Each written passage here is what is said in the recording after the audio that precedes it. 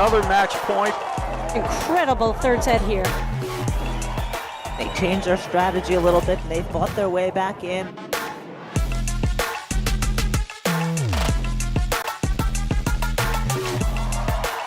There it is, game, set, and match.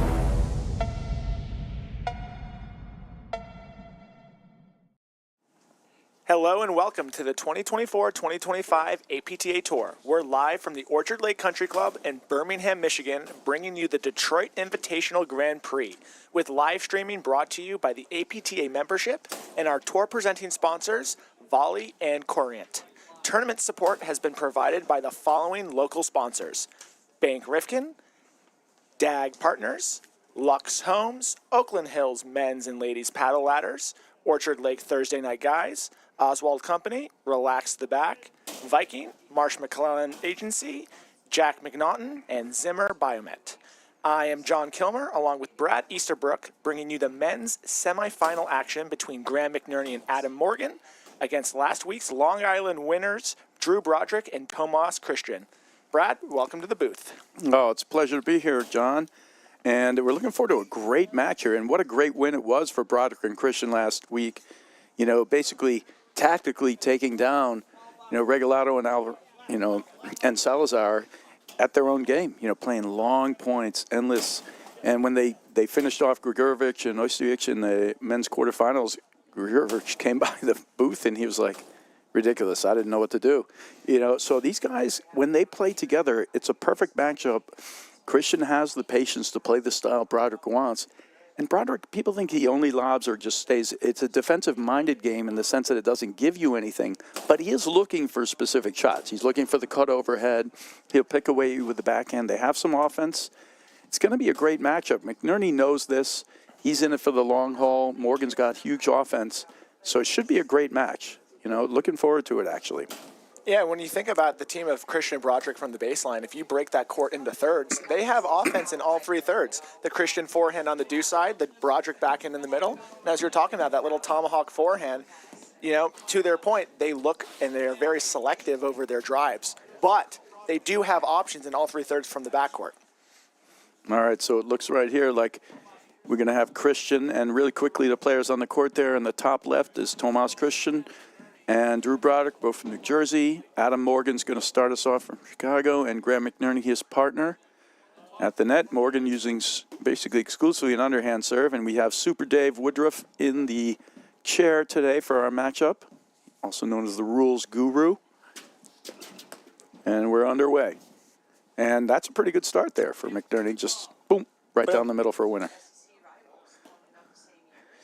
Yeah, McNerney, one of the best volleyers and also one of the best technical volleyers in the game. That time he just flips it to the forehand.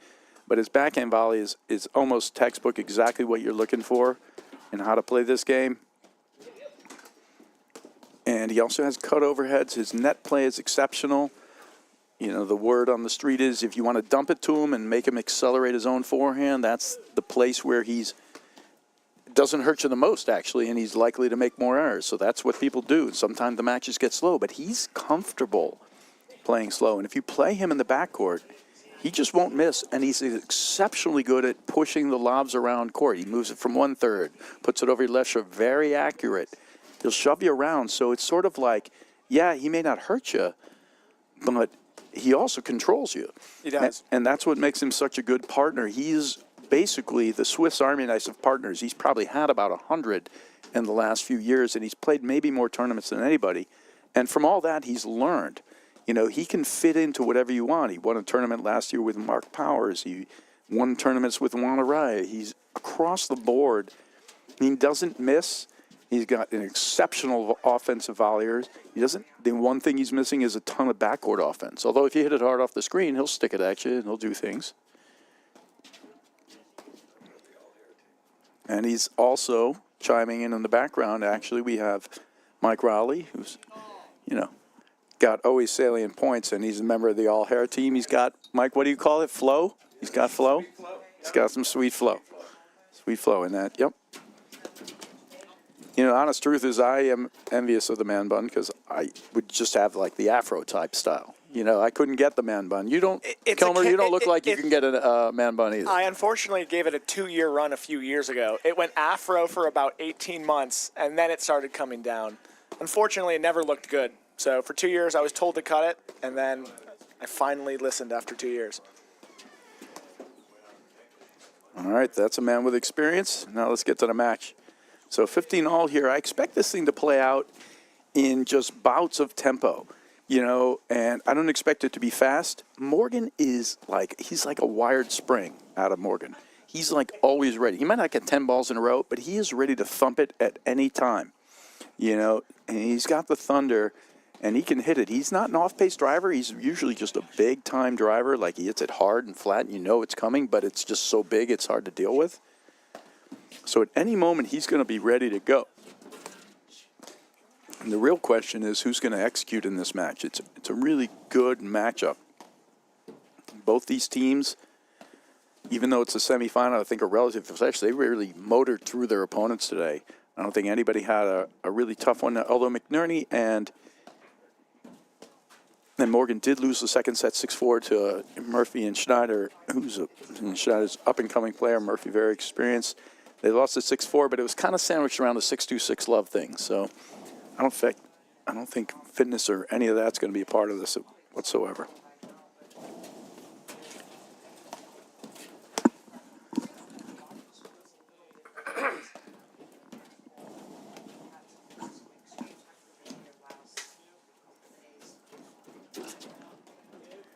Something at Charities when McNerney and Morgan were playing Tin and Tommy in the semifinals, I believe. There were probably a 5-minute stretch where they tried to just truly bait McNerney into driving off the deck, hitting purposefully short lobs, probably at the service line. And Graham almost laughed and goes, "I'm not going to play this at the speed you want." And he just kept lobbing, to your point earlier. If he wants to take it off the deck, he will. But it's very hard to suck McNerney into playing at a speed that you don't want him to play. It can happen, but it is hard to do, and you're absolutely right, John. Everybody has a shot clock to a degree, but he's very good at knowing what his tempo is supposed to be. It's a very dangerous team. They're seated second here, Morgan and McNerney here. Definitely a team that you would consider could make a run at the national final. And he's got that offensive volley. If you're going to take that half-pace drive the way Broderick did there, you're going to pay the price. He's one of the better offensive volleyers on the tour. And so we're going to see a lot of sort of back and forth. I don't think either one of these teams is going to initiate into heavy transition play, fast blitzes, move in there. Although McNerney loves to blitz, Broderick will blitz from time to time. This is going to be a tempo execution type of game. And Broderick loves to use low lobs, too, to get you to hit down-up overheads where he can hit his overhead spikes and other things. He'll pick away at you with the backhand. But if I had to lean, I'm going to go with the top seeds of McNerney. But because he's not going to fall into the trap, I don't think, McNerney. He will be willing to stay out here. And even Regalado and Salazar, who up to this point had been playing, they are hitting offense, but they kind of are playing at this pace, which is making other people react to them and to their pace. McNerney won't fall into that, as your point was before, John. So I'm not sure where the miss. If they're not going to get him to rush the misses, where are they going to come from?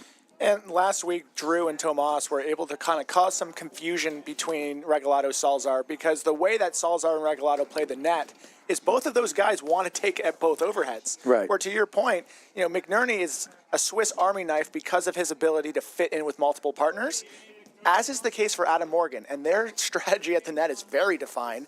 Adam is looking to pick off some volleys, but if that ball is lobbed, 99 out of 100 of their overheads are going to be hit by Graham McNerney. So that confusion that Broderick Christian were able to cause last week by lobbing in the middle, I don't think is going to be the case tonight. Yeah, it's a great point, John. Yeah, because Regalado and Salazar definitely do kind of hang in sort of a mid-range spot. And also, Broderick and Christian don't drive hard per se. There's nothing that's thunderous out there, but they pick away and pick their spots. And when there's a spot to be able to be picked, when you're standing in the middle, it makes you reach a little. And so they're getting them to do that. And as someone who played with McNerney a lot for the 2 years that he is in Pittsburgh, his arm span is just ridiculous. So even if you do pick your spot, he has that unique ability to just either flip to a forehand or make an extendo arm volley that kind of keeps him in a pretty good spot at that net. He uses his height to his advantage really well.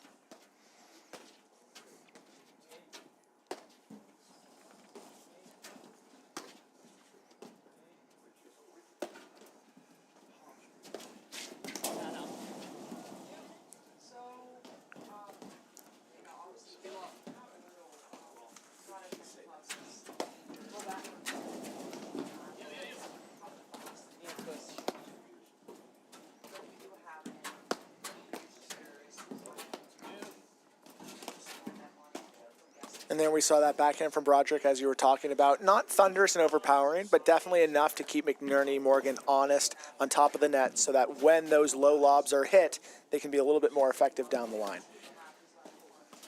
Yeah, and Broderick's viewpoint, you know, a lot of this stuff is like he doesn't even take a lot of return of serve drives. Most of the time he'll lob them. He will hit them here and there.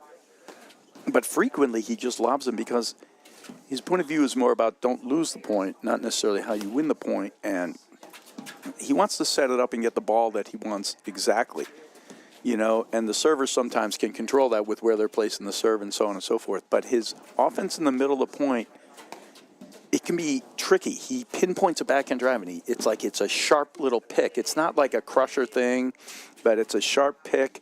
And he spots it one place, then he spots it another place. And when he does drive, he might drive 2 or 3 in a row, but then he gets right back to driving. So if you're a little out of position, he finds those little spaces in between. That's great communication. You hear him yelling, come on back to Christian. And these guys have had some great success together with tremendous matches in Boston a couple of years ago in the freezing cold. Going all the way to the finals against Durant and Mitchell, taking out Hughes and Powers. These guys can play because Christian is not afraid to play the same pace. You know, he'll slow it down to whatever it needs to be.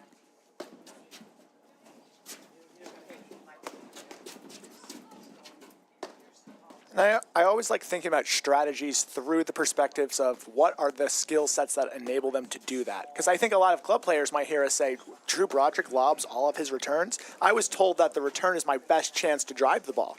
And that is the case for Drew and Tomas because there is not going to be one ball that Adam and Graham can hit that they can't lob back and keep in play. And because of that skill set, that enables Drew and Tomas to be very particular over what ball they want to drive. Where maybe if you have a shot clock of 4 shots and the back screen is not your friend, you should be driving those balls when you return because that's probably going to be your best chance to win the point, or at least your best chance to have a drivable ball. So it's always important to look through that perspective, and I totally agree with you. That's something that Drew does phenomenally well. Yeah, no, the lens is a huge thing, and it's a great point, John, that you're making there. Good blitz there, and you will see that from McNerney. He will look for the bunt low. He does little block things. His block is so economical. He pushes it low once in a while and blitzes in.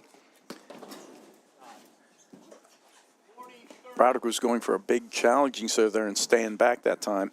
It's just a good, different little strategy he'll use here and there.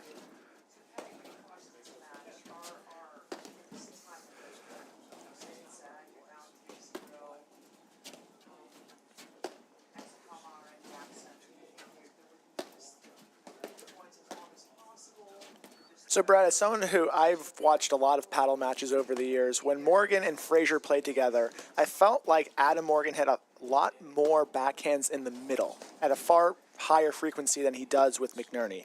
Why do you think that is? You know, that's interesting. I think it just has to do with the style that they're using because there's no reason he wouldn't hit more. It's not like McNerney's going to swallow with the middle and rip forehands. You know, it's more like the style that they're going to play is more measured. You know, and whereas the style they played with Frazier and Morgan was more, I guess we'll just say not as measured. You know, like, you know. It was Tyler Frazier on the prowl for sure.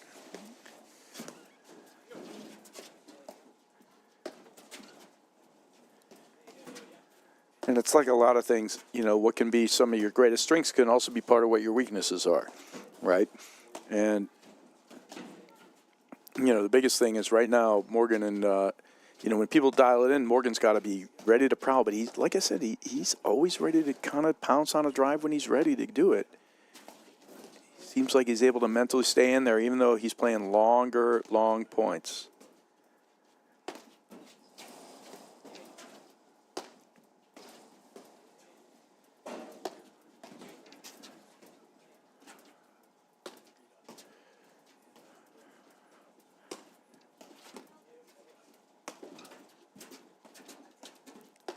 I have to say, I think it was completely unintentional for, like, Christian and Broderick, but they got, like, perfectly matching type outfits with different colored sneakers, and it's mesmerizing to me. Like, they're getting in there. They got the white and the black. I know the sweatshirt. And then the sharp blue and the sharp yellow. It's kind of cool. Digging it. I think that's a testament to the color schemes of the favors that have been passed out over the years. Perhaps. I know the sweatshirt that Drew's wearing is from Montclair. Not quite sure about Tomas, but it does give a nice visual. I think it's the closest that we're going to have to matching outfits in the men's game outside of Regalado Salzar. It's funny. You can look at things from the lens of what favors you got, too, in a tournament, right? I still have stuff from, like, 2005. Might be slightly disintegrating. My wife wants to throw it away, but as long as it still fits, I think that's what's more important. we'll just say it does. Works with me.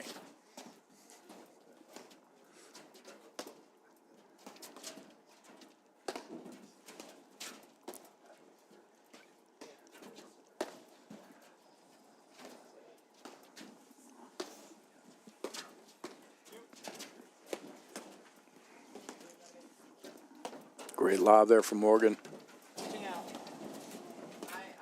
And what's great about that play is Christian doesn't even consider coming back in. He knows he's too far back. He's got no good offense. He knows the offense is coming.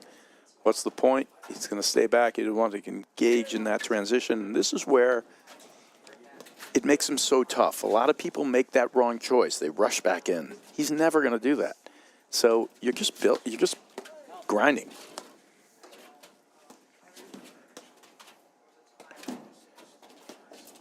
And for me, whenever I play against guys who have a really sound strategy and consistently make good choices, I almost feel like that bleeds over to myself. So I think all four of these guys are playing against an opponent that is going to be judicious with their decision making and consistently making good choices. And I think that's going to just allow for both of these teams and for us watching at home to see a high quality match, because we're just going to see a consistent output of good choices from both these guys.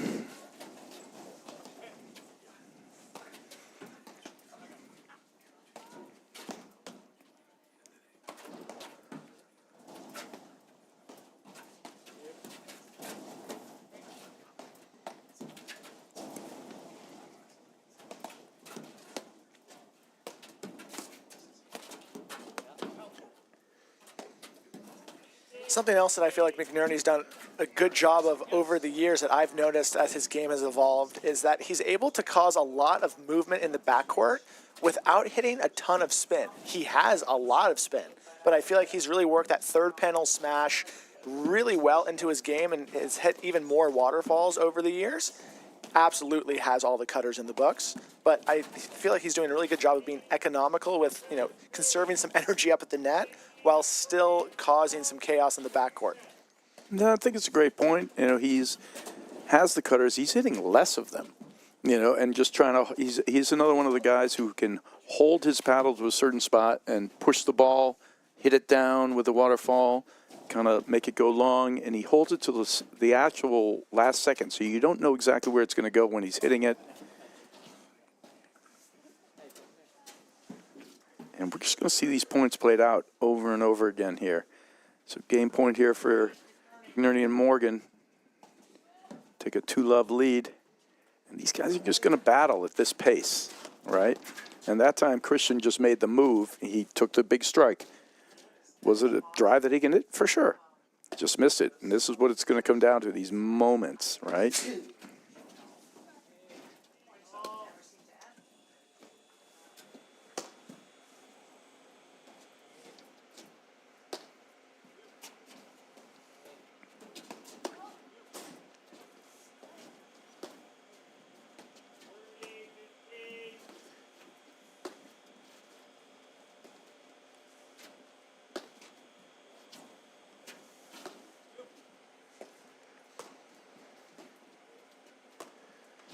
I also like the north-south moving that we are watching McNerney kind of do. Just a light prowl off of the Morgan lobs, just to kind of cause a little bit of discomfort from Broderick and Christian.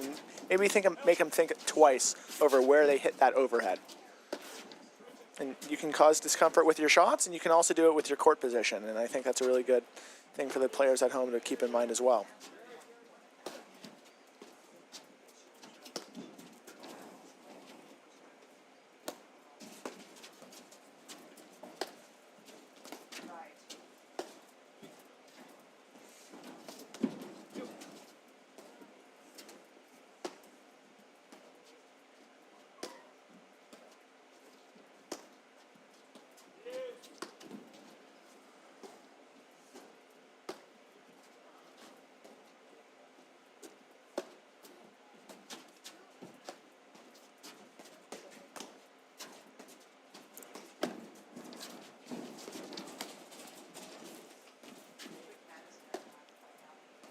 Yeah, and this is the pace. They're just going to battle it out here. Nobody's setting up for a thunder drive, right? It's really just pick your spots, push the guy back, get him off the net, three-quarter pace drive. Neither one of these guys are really looking for the close-in drop volley either, right? They're just all playing position, space, and no mistakes, right? And I'm not going to say that this is a feel-it-out moment in the match, because obviously this is the second game. But I don't think we're going to see any of these teams deviate from this original strategy until there's more separation. I agree with you 100%, John. And that was a great move there from Christian. He sees the drive. Morgan would hit more. He's only getting a couple here and there. That was a good point there for those guys. Staying back, Broderick. Goes for the hard serve into Morgan. Doesn't want to risk missing the first volley or leading to the blitz play from Morgan hitting the drive and McNerney following it up. So stays back, and they'll be happy to just do this.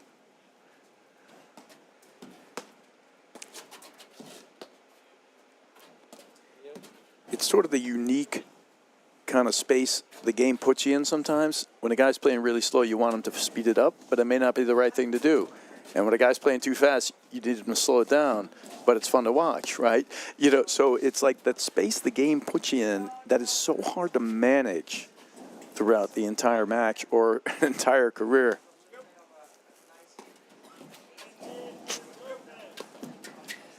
And it gets even harder to manage as the temperatures drop and the sun goes down. I think when that is between, let's call it 30 and 50 during the day, you can see a little bit more of a fast-paced, while still controlled, maybe sweet spot.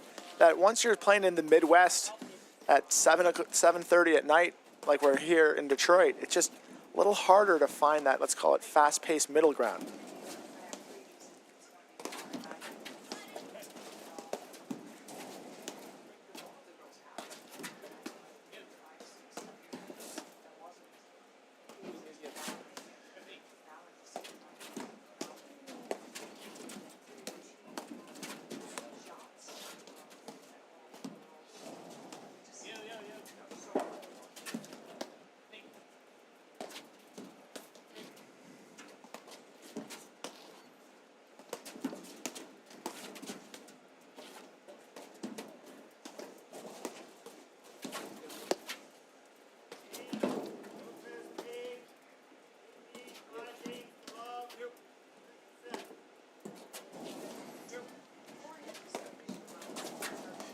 And you can see the teams recognizing every point's important. Nobody's going to go for a heavy finisher right off the bat. Nobody's going for it. So as a consequence, they're really taking most of it out of the play. Unless somebody just lays the ball up for them, then they might take the obvious, shot, which is sort of quintessentially how you want to look at things. Play within your strengths. And I think both teams know that winning points quickly is going to be hard to come by. So the downwind effect of that is, as you're saying, they're taking each of these points incredibly seriously, because they know how hard they have to fight for each and every single one of them.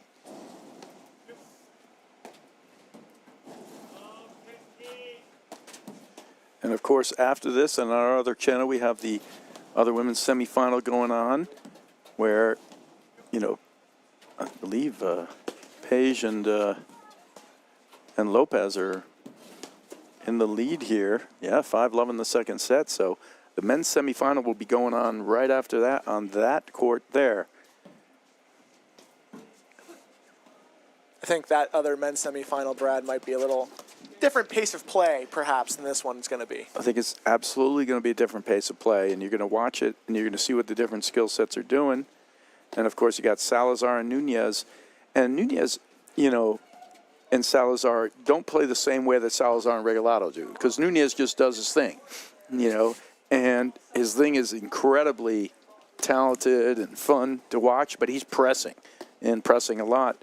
And it's going to be interesting to see if he decides to slow it down against those guys, or if he just goes out and sort of, you know, I'm going to give you what I got, you give me what you got. Whereas a lot of teams want to play Durant Mitchell and try to turn it into a mental battle because it's the best option they have.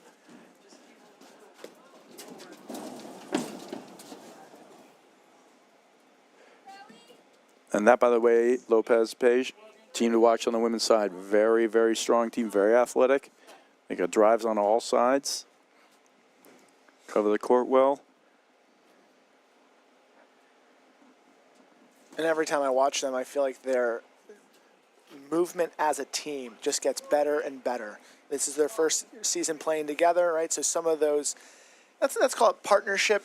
I don't even want to say issues, but the longer you play with someone, the more in sync that you are with them. And they're both incredibly talented, and we're seeing them as a team just continue to have phenomenal results week over week at every stop of the APTA Tour. And that is game, set, and match for them, and they move on to the women's final tomorrow morning, 9:30 a.m., I believe. And if the weather forecasts are accurate, we're going to see who's the better rain team, as they'll go on to face Burish and Elliott. So it should be a great matchup. Luckily, none of those four have underhand serves. Might be the hardest shot of all to hit in the rain. Yeah, if you're trying to spin the ball more, you need to flatten the ball out in the rain. And, you know, the issue is, you know, spent a lot of generations playing. We used to play more in the rain. Now everybody just cancels everything in the rain. And, you know, nobody plays in it anymore. So the skill set has actually dwindled a little bit. But it's still, you play in the rain and you don't know how to do it. It is tricky. Great drop there, and a good lead from Adam Morgan. He knows that a ball underneath the net who's getting hit up is going to start to fly, and he didn't even hit it that hard, Broderick. A great leave and good discipline from Adam Morgan there. Nice volley defense from Morgan and McNerney.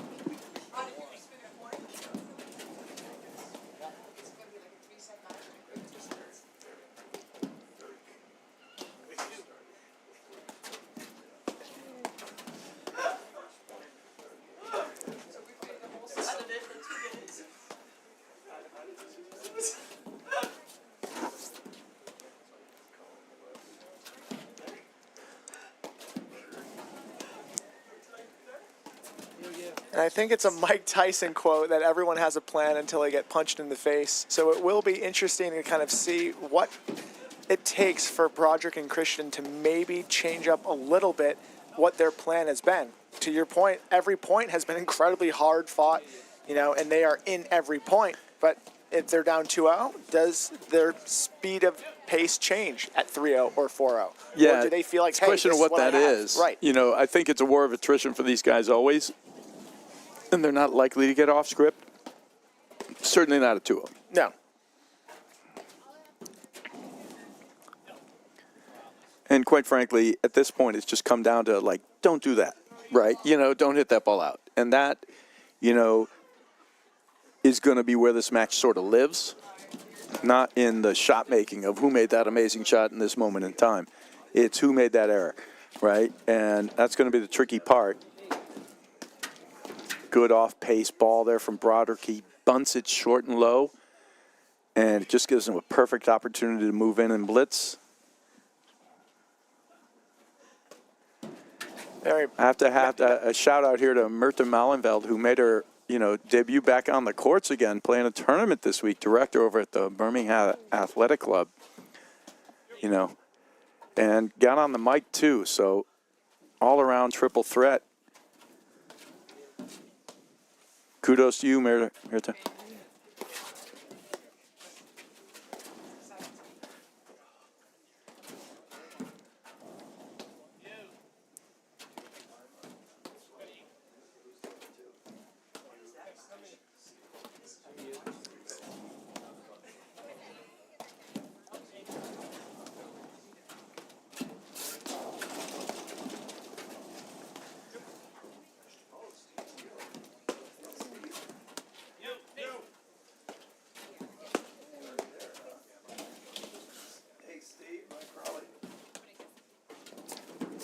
Nice move there from Christian. Good look. Quickness. And Broderick, he's been playing a long, long time. He's still very quick, 47. And going in there, Christian definitely has some quickness there. The biggest difference, like Christian has a good forehand, it's really the time of preparation that's the biggest difference between the huge forehands on the tour and Christian's. It just takes a little longer for him to initiate the pace, everything else, where you get the Durants, the Powers, the guys with the huge forehands. They just have this way of just That's instantly, yes. And, it's like it comes and it's good, but it takes a little longer, right? And that's the trick of it. But that was a great move there. It was. He saw McNerney line up for that waterfall. He got it prepped early, stepped inside the court, took away some time, and gave him the ability to unleash. And, we were talking about when would they possibly abandon this or do something different. What would they do different at this point anyway? The closest thing that I would have is maybe Drew looks to drive a few more backhands and kind of get into blitz battles with McNerney. And battle is I don't think anyone really, almost anyone in the country, I'd put McNerney up there in a blitz battle with. I agree, but I feel like so far today, I think Drew's won 2 of the 3. Small sample size, but I agree with you. Most people are not going to come out ahead with McNerney on the other side. So it's 3-0. You're playing your game. Yep. Right? Well, you know what we're doing. To me, it's almost like right now they're winning, 3 points out of 4. And we all know 3 points out of 4 is a bad loss, actually, weirdly. That's why a lot of people who are in the industry or pros, people come off, they say, oh, every game went to deuce. Well, if every game went to deuce and you lost them, you've lost 2 more points a game. And we all know that an actual 6-4 set, it's like 4 points that this determines a 6-4 set. So if you lose 2 points a game, you've lost 12 more points in a 6-love set than somebody else. So in terms of what is actually close or not close, it's about the amount of points you're winning. Even at 4-3, it's a loss, right? To get over the hump, the trick is how are you going to flip that, right? And where are you going to get to that? It's too early for it at this point, but it's going to come in mistakes and not mistakes, right? And at this point, if I asked you how many really offensive shots have been hit at this point, I would say under 8. Right. Right. So we're not counting the offense. What we're counting is the occasional miss, and whether this strategy is going to stay itself the long term. But at this point, it's still the same. You just plug away and try to execute better. My break point for most people is 5 games. After 5 games, you make a determination where we're at with what we're doing, how we win in points, where we lose in points.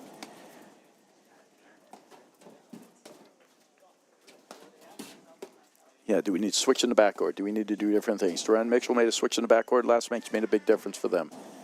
The adjustments you can make.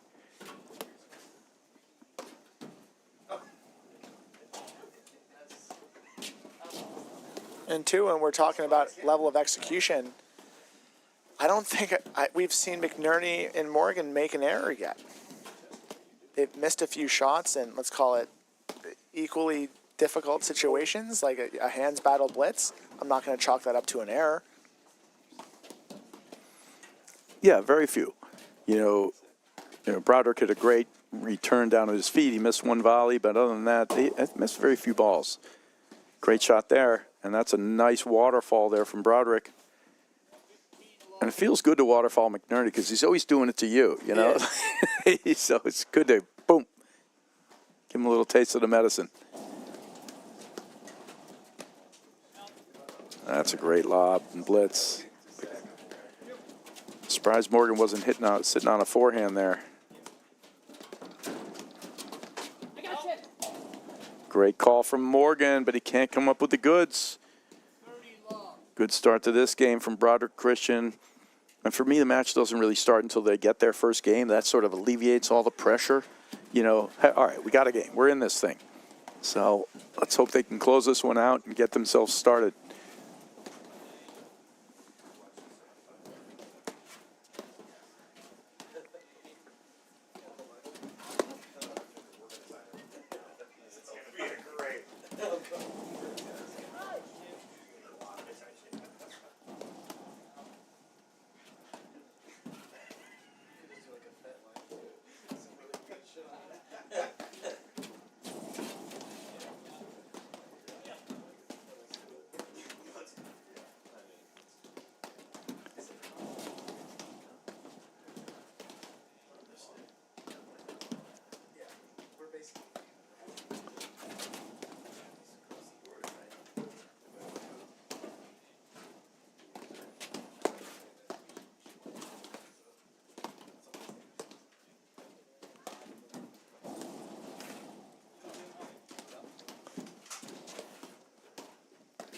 What's great about watching McNerney, and it's kind of subtle and it's hard to see until you get a little more advanced eyes in the game, is how intentional he is with most of his lobs, right? He's not hitting them back, he's placing them, right? And how a lot of these guys are. You know, he's placing it, he's pushing it down the line, he's trying to elicit something. Even Broderick, he'll go to low lobs, quick low lobs, trying to make it down, look for an overhead spike, and he'll keep doing it till he gets what he wants. And he's also incorporating this little, I don't even want to call it probing drive, but it's almost a backhand bunt from that same position, just so that you have really no idea what he's hitting based on his setup. He hits, to your point, different heights, different locations, heck, even a bunt from that same block position that he loves lobbing off the deck. He will take some off the screens if it's there, but I think him and Scott Kaler might have the two highest percentage on the tour of blocking that ball for lobs. Talking about McNerney, or are you talking about Broderick? McNerney. Yeah, McNerney blocks a ton of balls and very effective, probably the best block lobber in my estimation in the game. You know, Raya will stand up there and he's got a very good block lob too. These guys are economical, they place the ball and then they have the threat of a blitz behind it frequently.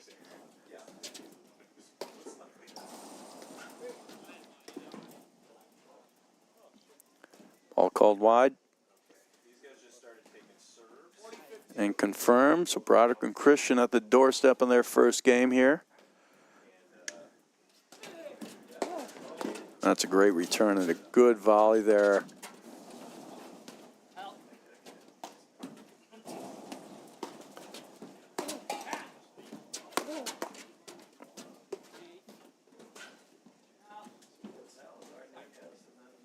Very close, couple of balls there, just out by inches.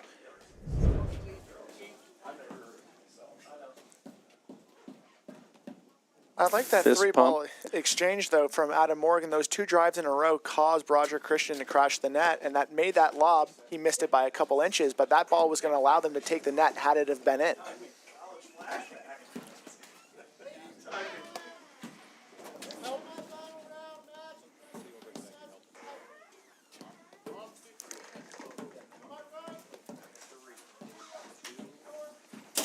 All right, coming in the booth, Lopez and Page, fresh off a semifinal win. Congratulations, ladies. You guys are shopping? Yeah, for tennis shoes. No, tennis shoes, nice. Come prepared for these tournaments, good job.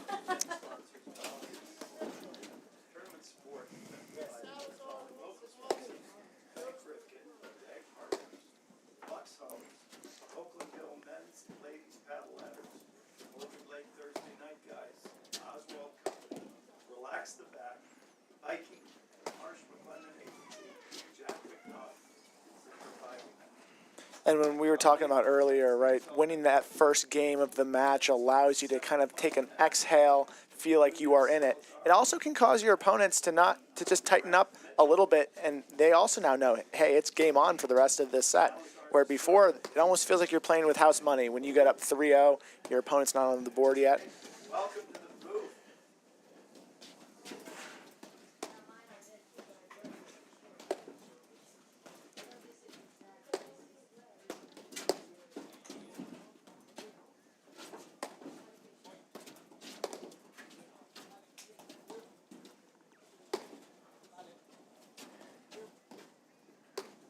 Yeah, I think this is the first tournament I made my way into this season.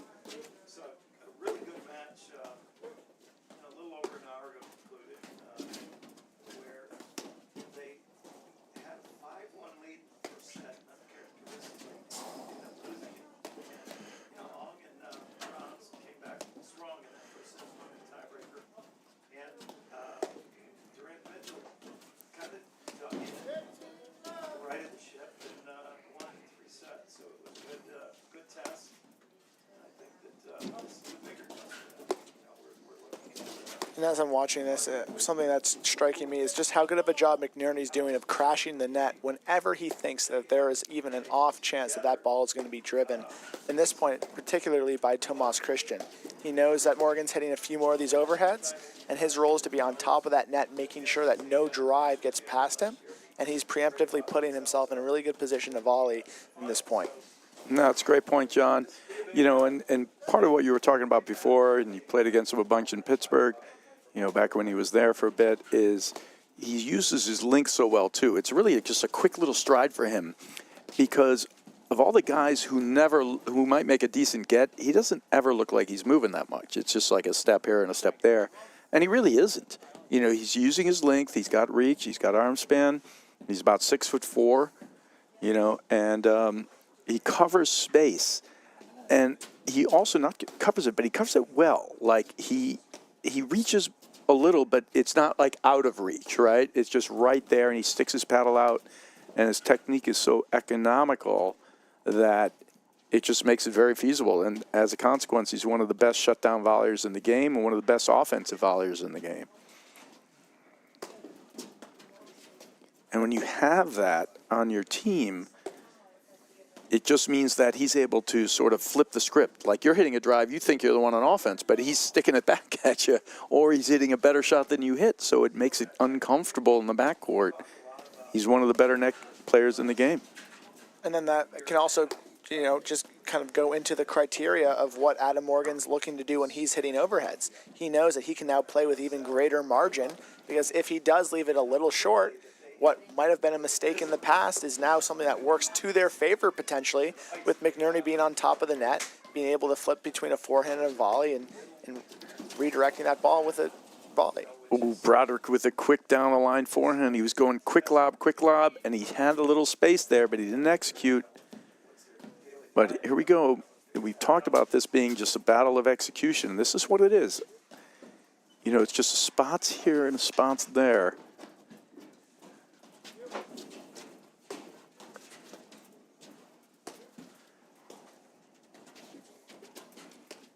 And it's just going to come down to some execution. That was a good play from Broderick, just missed it.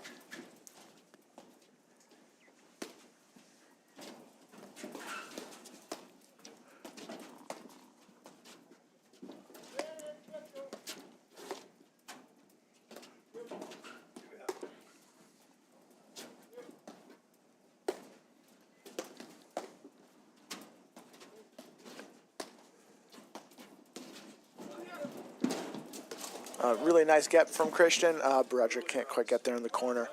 And a great job again by using the short volley, right? They're deep in the court, they're hitting these probing drives, and he's dinking it. And then he knows exactly where the ball is. He puts himself in front of that. Boop, little flip volley there. He knows that Christian can't really control that. Perfect way to dictate a point. But it all starts with the shorter lob or the probing drive that gets picked off, right? And these are the moments, and this is why it makes the backcourt team uncomfortable. You want to drive at your opponents to keep them guessing a little bit, make them move. And there you got a couple of quick drive type scenarios that work against Broderick and Christian, that's just going to lead to them lobbing more the next time.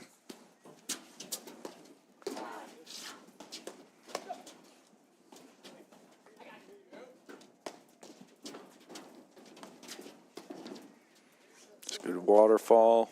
McNerney has a strong waterfall. And no surprise that the taller guys who have more access to the height up there have better waterfalls. This is the way it goes.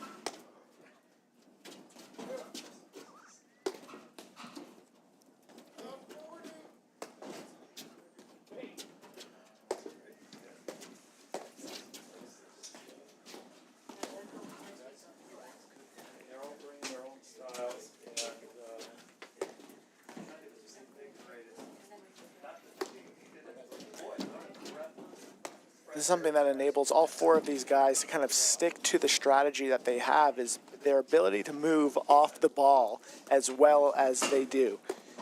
You're seeing whether it's Broderick Christian in the backcourt or McNerney Morgan at the net, when the other person is hitting that overhead or that other partner is hitting that drive, they are preemptively moving themselves into a position to make sure that they as a teammate are there to cover their half of the job. Right, and what they're seeing is where the ball is placed and where it's going and what the likely responses are from where they're hitting it. And again, he's getting hurt by these off-base drives. He's got to be stepping in and kicking them. Because McNerney, this are a good source of points for these guys. And that's a huge one, but it started with the off-base drive and McNerney hitting the drop volley, and that's what puts him out of position. All right, so time to talk about one of our great sponsors, Volley. And Volley has this great part of their app, which is a serve and volley portion of it, training, and you can train in real game scenarios with serve and volley, the world's first responsive play drill. Volley's new AI-powered feature tracks your position, the ball, and returns every serve for targeted practice. Try it today on the Volley app, and there are so many different, scenarios that they have, which can work every part of your game out there, John. I'm sure you've been out there with the machine. It's really, really amazing. All right, so 4-1 down for McNerney Morgan. This is the 5-game point that I give players. Would you do anything different if you're Broderick Christian? I mean, maybe stop with the off-base drive because we're seeing how well McNerney's hitting that drop volley. And you had said before he's preemptive, he's looking, right? He's looking to do that. Other than that, I kind of agree with you. I think the pace is kind of right. What they're getting right now, though, it's going to be a battle of attrition. We're going to see. And if you get to the other semifinal, I think you're going to see a little different match out there between Nunez Salazar and Duran Mitchell. This one's going to be tactical in a battle of, spot, placing lobs into spots and taking occasional spot drives. That one's probably going to have a lot more transition and different type of movements in there.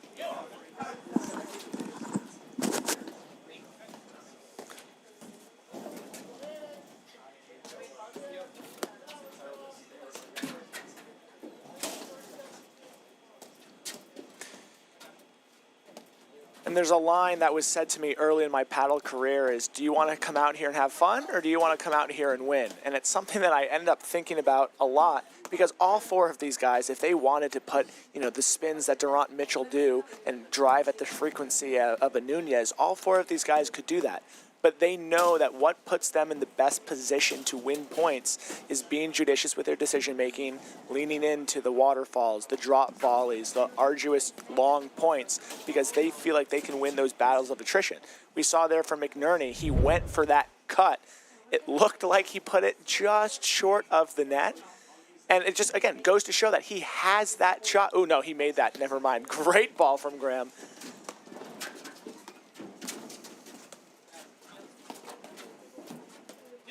But it's something to keep in mind for all the club players watching back at home is I think we all deep down know another drop ball from Graham. He's feeling it now at that net, up 4-1, a little bit of a leash to see what kind of cuts he has in his belt.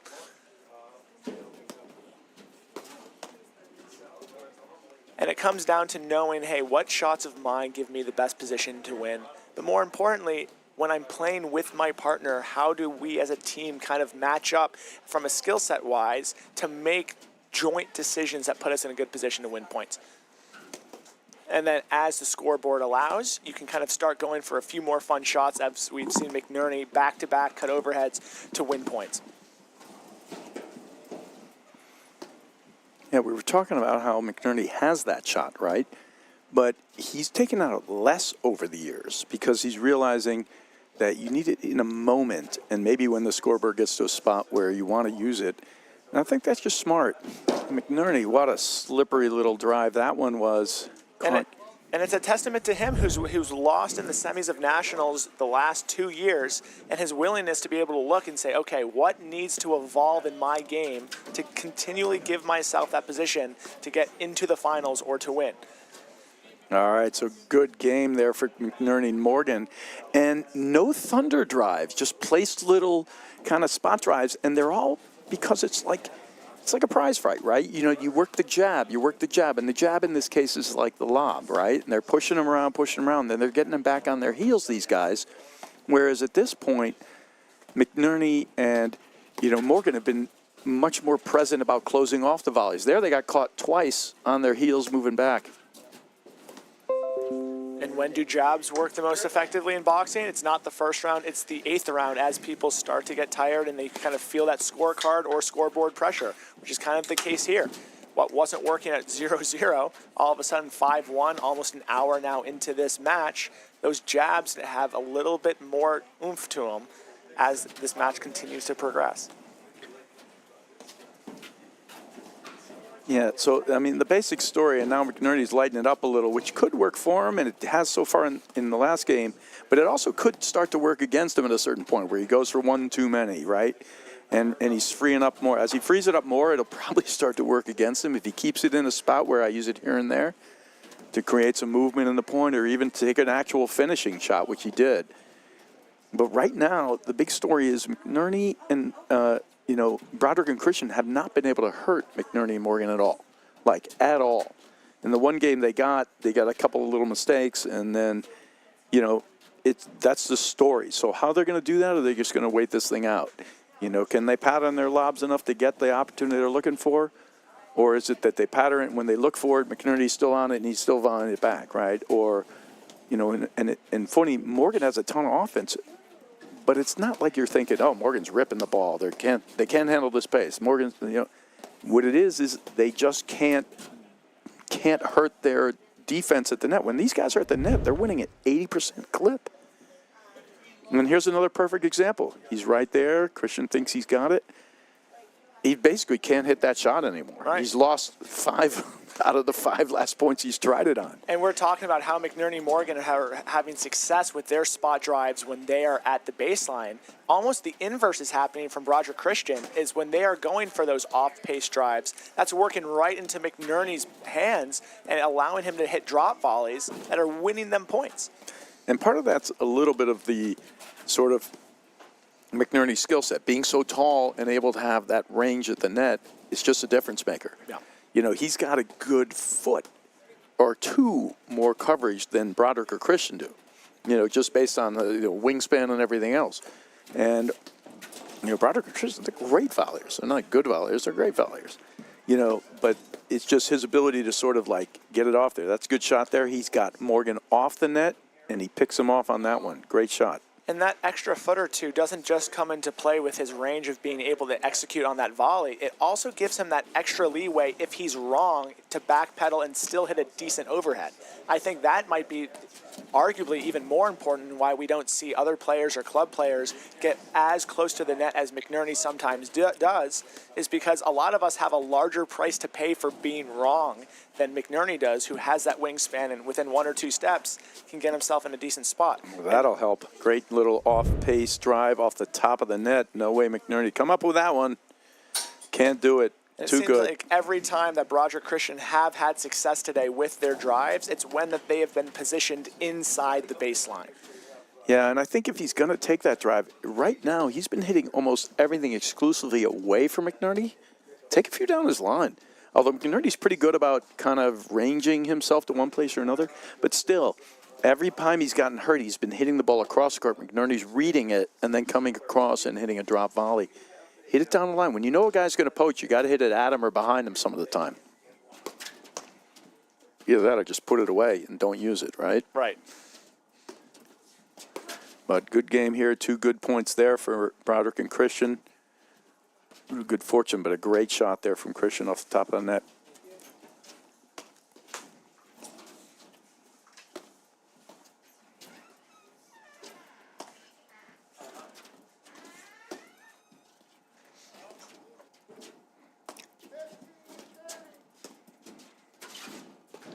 Oh, good cut, little nice move there from Morgan.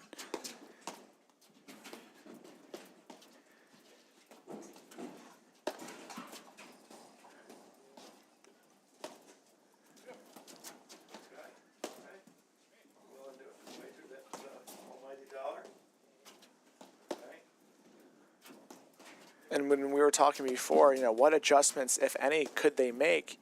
Can they maybe themselves try to incorporate a drop volley or something to dissuade McNerney Morgan from having those probing drives? Because as we were talking about, Morgan has the thunder drive. I don't know if McNerney has it as frequently. And if you're allowing them both to feel comfortable with the probe and then only go for the thunder when it's absolutely there, they're going to continue to do that the whole match. Right, and that's a comfortable place for them Very to be in, John. As you mentioned. And in fact, one of the things you want to do to McNerney is to make him feel like he has to accelerate the paddle to win points against you, and then he does.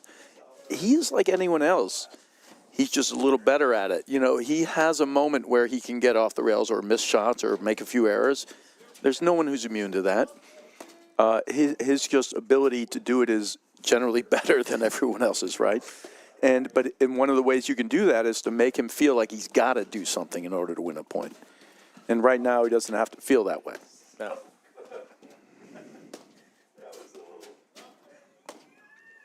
And we talk about speed of play, compared to this game compared to the other. We started a good probably a half hour before the other men's semi, and that one's already 4-2 in the first set for Nunez and Salazar. And it's just a total different matchup.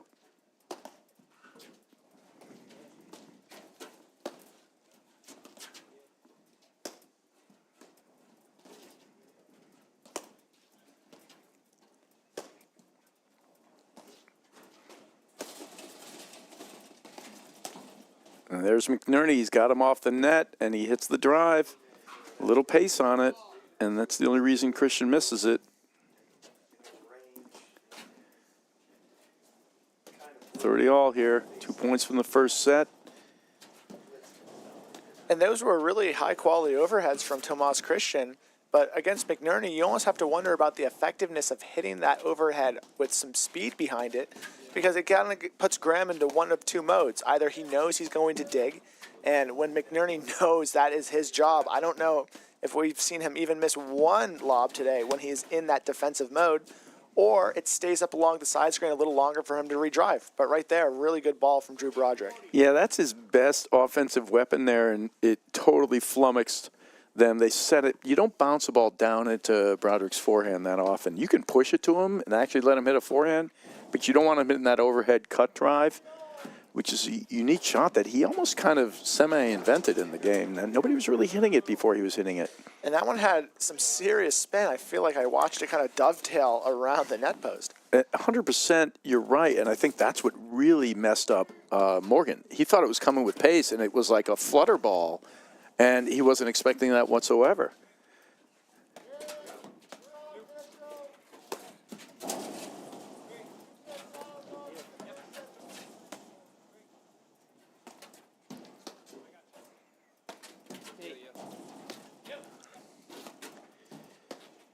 You know, the interesting thing about McNerney and Morgan is, you know, these guys are right there. They're seated second here. They're going to be clearly one of the teams that's going to be in the conversation for nationals. it's, I can't really tell who's the captain, who's not. Morgan's got the drive. It's more like most teams sort of have like an alpha and a beta a little bit. It's different. I would say McNerney drives the team in the way he plays the net and this and that, and Morgan is just right. His role is like stick it when you stick it and don't make mistakes, right? But keep sticking it, right? The drives. But most of the overhead work is going to be done by McNerney, right? And most of the volley work, and Morgan's going to play position volleys, don't get burned. So they have their roles. And that's something that's, as someone who's played with Graham a fair amount over the years, something that he does phenomenally well is that he will take that captain role, but he'll do it on the sidelines where he's not loud as some other players are and, making commanding calls, me, you, that would generally lead you to believe that, that is the alpha. He's having those conversations quietly on the side, but I'm sure both Adam and Graham kind of know, to your point, exactly what those roles are. You might even hear Adam making more of the calls at the net, but it's going to be in line with the strategy that McNerney is really driving behind the scenes. All right, another lead court winner there from Christian. If you could keep hitting lead cords, I would say keep doing it. Great shot. Right. Keep hitting lead cord winners. I, for one, never apologize when I do because I don't want to put any juju out there to have him stop. You think that would put out bad juju, I don't want to risk Sean? it. You just don't want to risk it. I don't like want it. to It's risk just it. a suspicious player. I got it. I don't drive enough to not earn the wet courts when I get them.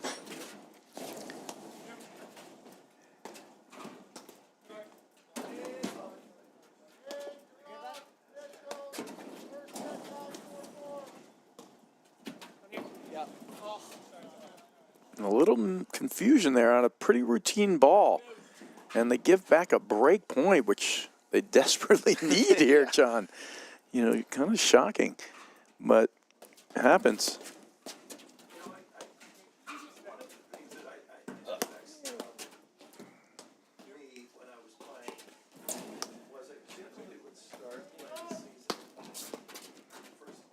And what's in Broderick and Christian, you talk about ways teams, they know they're going to be in the backcourt a lot. They're not ripping returns through you. They're going to be back there. So it's an easy read for McNerney and Morgan to get to net. It's not like a big deal, right? Some teams you're like, you got to be able to make some first volley. You got to be able to find a way to get to the net some of the time. They're going to be back there. So it makes you comfortable in that regard, but now you just know you have to have the mental fortitude to stay with this strategy. Time and time again, and you're going to be playing a lot of push overheads, and there you see McNerney doing exactly what he does. He gives him an offensive ball, but he cuts it right off, and a ball that would typically be Adam Morgan's volley, right? But he just uses the wingspan, he cuts it right off. And I still think he's got to start hitting the ball down the line. He keeps hitting it to the cross court, and McNerney just walks over and hits it. Drive it through the line. And McNerney's using that movement to really help him absorb the pace to hit that drop volley. So even if you do drive it down the line and McNerney makes it, I think it's going to result in a far easier secondary right, shot. Right, he can't redirect the ball to a short ball in the space that's over there. That's a good move. Oh, my goodness, and he thinks Christian's going to get it, but all his energy was used up in getting the ball. And it looked like he was moving so quickly. No, he just that couldn't. Went towards, his feet didn't get underneath him in time by the time McNerney volleyed it. So, in a strange set of circumstances, they're breaking back set point down here in what looked like decent plays. Yeah.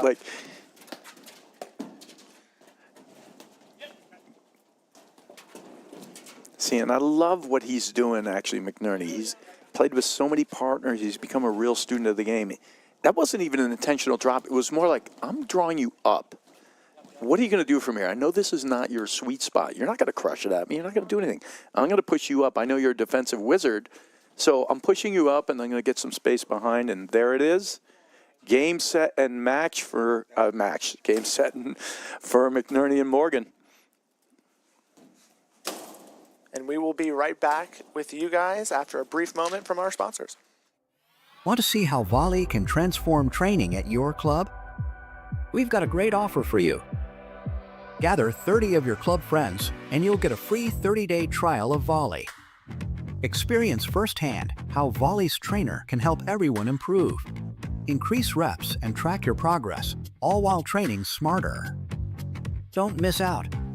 Visit getvolley.com and unlock your club's full potential with a 30-day free trial. At Corient, wealth management begins and ends with you. We believe the more personal the solution, the more powerful the result. We treat your goals as our own. We never lose focus on the life you want to build. And our experienced advisors design custom-built strategies to help you get there. It's time for a wealth management experience as sophisticated as you are. It's time for Corient. Welcome back to the APTA Tour. We're here at the Detroit Invitational in Birmingham, Michigan with this semifinal matchup between Adam Morgan and Graham McNerney against Tomas Christian and Drew Broderick. McNerney Morgan won the first set 6-1. And if you are just tuning in and unsure of who is who, Tomas Christian is serving in the gray hoodie. Drew Broderick is at the net in the sweatshirt that aptly says the word paddle on it. At the baseline, we have McNerney rocking the man bun. And as Mike Raleigh said, is part of the hairdo crew, I believe is what it was called. And he's got flow. He's got flow. He's got flow. And then Adam Morgan is in his classic Grand Prix attire of the Under Armour blue hoodie and the gray sweatpants at the baseline. All right, so great set there from McNerney and Morgan, 6-1, and really flawless tactically. They were never hurt. They were never forced to adapt in any way, shape, or form. It's just one too many errors. They got to get rid of the off-pace drive, or at least if he's going to hit it, he's got to start hitting it down the line a little. They got burned with that 5 or 6 times. And McNerney's smart about this. He's playing to whatever their strengths are. And any chance he gets, he's actually dumping the ball short. You know, work it to the back, work it to the back. He wants these guys to move forward. It sort of forces them to a position where they're up now, but he's leaving it low enough where they don't have a real good offensive shot. And now he's got them a little off balance and out of position where he finds a little bit more room behind him. And it really, but the ultimate long and short of it is they just can't hurt him from the baseline at this point. Right. And, and they have no way to hurt them. And they really haven't hurt from the net that much either, right? So there's no way to hurt them at this point. And if that doesn't change, this isn't going to change. No, and it kind of goes to show that your strategies or tactics that work one week might not work the next. And I don't think Tomas and Drew had any intentions of saying how they played last Sunday is the only way that they're capable of playing. As all of us who are fans of the sport knows, Drew will employ different tactics every different match if that need be. But last week, the off-pace drives in the middle were bringing Regalado Salazar to the net, causing confusion on the preceding overheads, where today the off-pace drives are playing right into McNerney's hands of hitting drop volleys and causing chaos the other way around. Yep, no, it's a great point, John, and it's exactly what you see, and oftentimes, we refer to things or we make statements like he's moving the pieces around. It is a bit like a chess game, right? It's a counter and a strategy, and every ball has one, and you have to be aware of it all the time. But so far for McNerney and Morgan, pretty flawless, though. Yeah. I mean, on one hand, you can count the amount of errors they've made. And on top of that, maybe 4 drop shot winners, a few other things. So when you have 0 errors and 6 winners, you're winning. You're winning. Right, you're winning. You're winning. You're winning, right? And, and that's just it.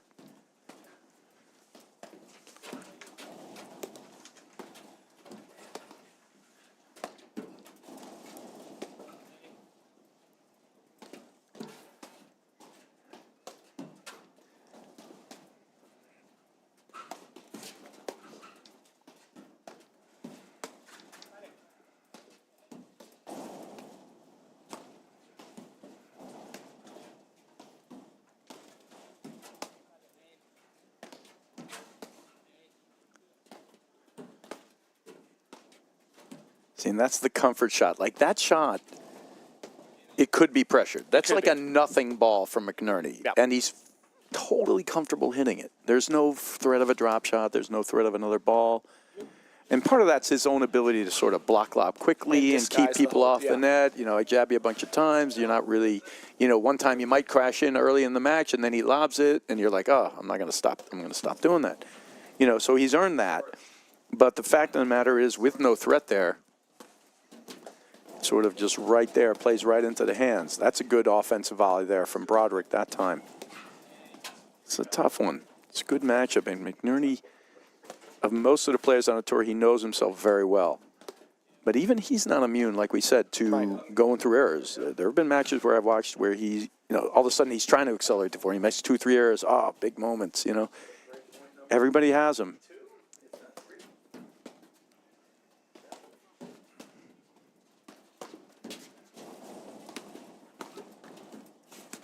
And Adam Morgan, like, you know, he has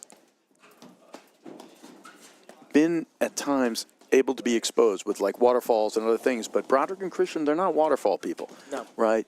And also Morgan's just gotten better.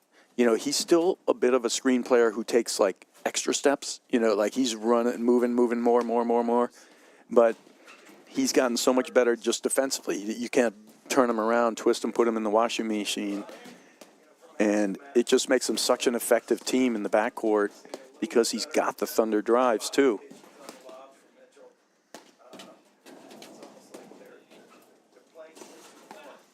Over the years, I've almost kind of enjoyed watching some of the ways that good move, but missed it. Missed it.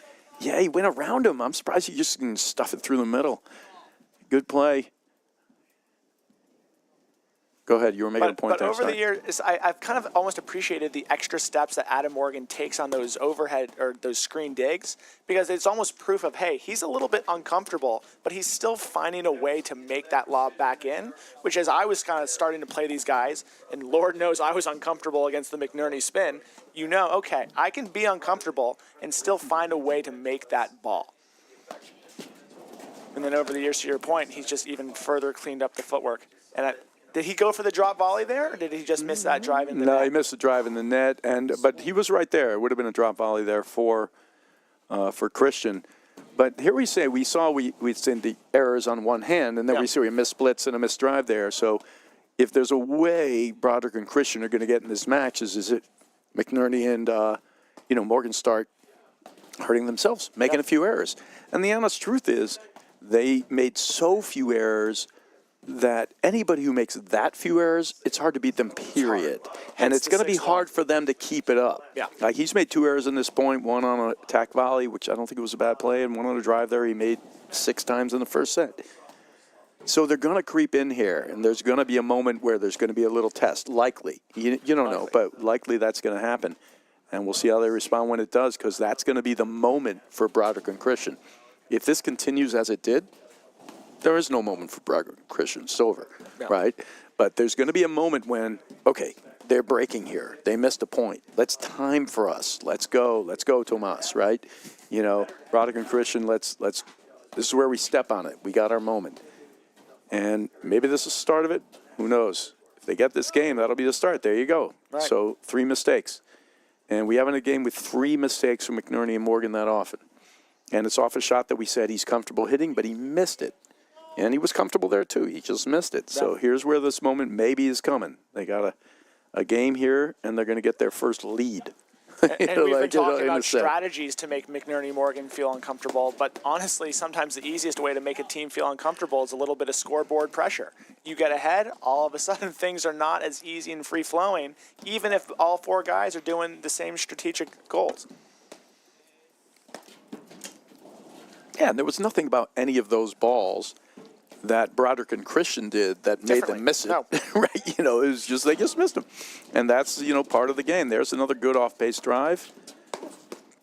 And then Morgan crushing a few drives big time. That's a great move. And a perfect drive there for Morgan. Kept it low, stuck it in there. Really good job there, too, of just moving that drive around. He hit it at a same kind of thundering speed all 3 times. Went from left hip to right hip, left hip through. Got it to 40-30. Oh, that's huge. What a good play that was. So quick, right back to deuce on 2 huge plays and the down-up overhead. It's like McNerney knew it was coming. Right. And I guess he did. I guess he did. He just started running in. Contorted himself a little bit to make it happen, but he knew. Yeah, McNerney the contortionist. And Illinois married mixed state champion. Wow, Yeah. that's good. You know, John, if this doesn't work out for you, you could be his hype man. I think I'm a lot of guys' hype man. That's why I got invited to so many pickup matches in Pittsburgh. I say the word "you" and great shot very well.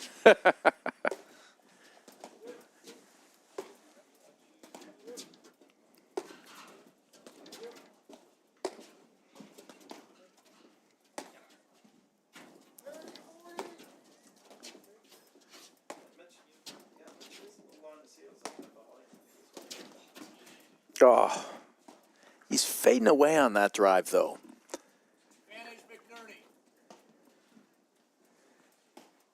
And that's a weird one where I think it was one of the few that met his height criteria. He was able to get that about chest high, which typically results in an opportunity to step in. But to your point, he was off his back foot despite it being in a pretty good hitting zone. And that was the difference between a let cord that goes in and a let cord that unfortunately falls back on your side of the net.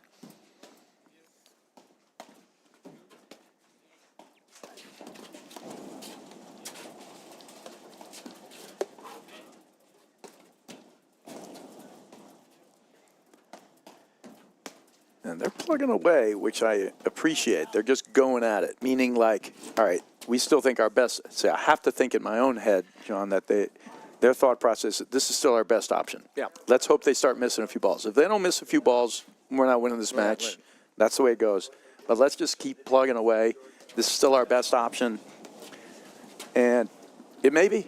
Yeah. I'm not sure. I mean, like, if you have a thought that what would be different, I'm not really sure. You know, they could try to attack Morgan some. You know, we're not really seeing them trying to attack cut balls at Morgan or anything like that. You know, it's just plug away. And in this strategy, you are giving your opponents opportunity to miss. Yeah. Right?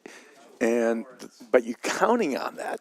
You know, and if they don't, you know, then because you're not pressuring them to miss, you're counting on them going for it and missing. And we were talking about earlier. Or getting frustrated and pressuring themselves to doing more, right? And if they don't, I'm not sure where you go. Right, and we were talking about earlier about how you're going to have one or two opportunities to say, come on, let's go. We have a chance here. And they were up 40-15 in this game. And when we're talking about there, like, you're not maybe forcing misses, you're counting on them. Being in the lead very much helps your opponent's force. If you're down, that's when we see forcing. If you are tied or winning, you don't see teams force too often there, which is why this game is so important for Christian Broderick, especially when they were up 40-15. Yeah, agreed.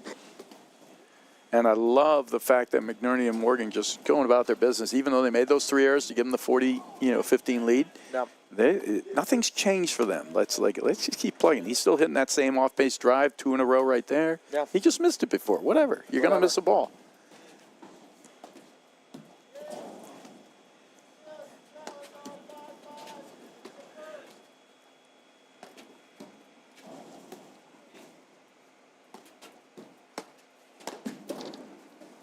That time a good close from Broderick, and he gets a little offensive volley in there, which is something they've really been lacking to a degree. It's a safe space for Morgan and McNerney.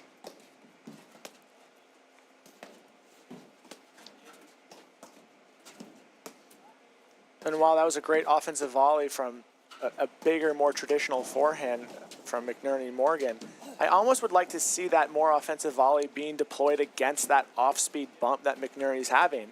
Otherwise, you're not going to give him a reason to stop hitting it. Yeah, that shot right there is what you're talking about. Yep. But he's so good at it, I will say. He is specifically exceptional at it because he block lobs and bunt drives with the same motion. Very hard to see it. But unless you're sort of like in that, and that's a very good one he hit there, and that's what he also will do. He hit that low at the feet. You know, but until you kind of like put some pressure on him, you can't see it. Right. You know, so it's hard. You got to, and the teams that are doing like what, you know, Christian and Broderick don't do is they don't sort of move into that semi-eye type situation where a guy's a little closer, a guy's a little further up. And one guy's got your back when you get closer. They both played a little off because they're both covering the lobs. They're both covering, which is very traditional. And there's certainly nothing wrong with it. But it doesn't give you the opportunity to cut off balls as well. Nice shot there. All day, he says, and he does have all day. Easily played from Morgan. Now, what team do we think, Brad, most successfully plays that semi-eye? I know when I think of eye, in my head, I'm thinking of Parsons, Durant, and then maybe Murnau Araya from circa 2019. Yeah, and even Parsons, Araya, you know, those guys for sure were doing that, and probably that's it. You know, I think nobody plays it that much, you know. And they'll go into versions of it. Durant and Mitchell will go into a version of it, you know, here and there. But the list is not large. No.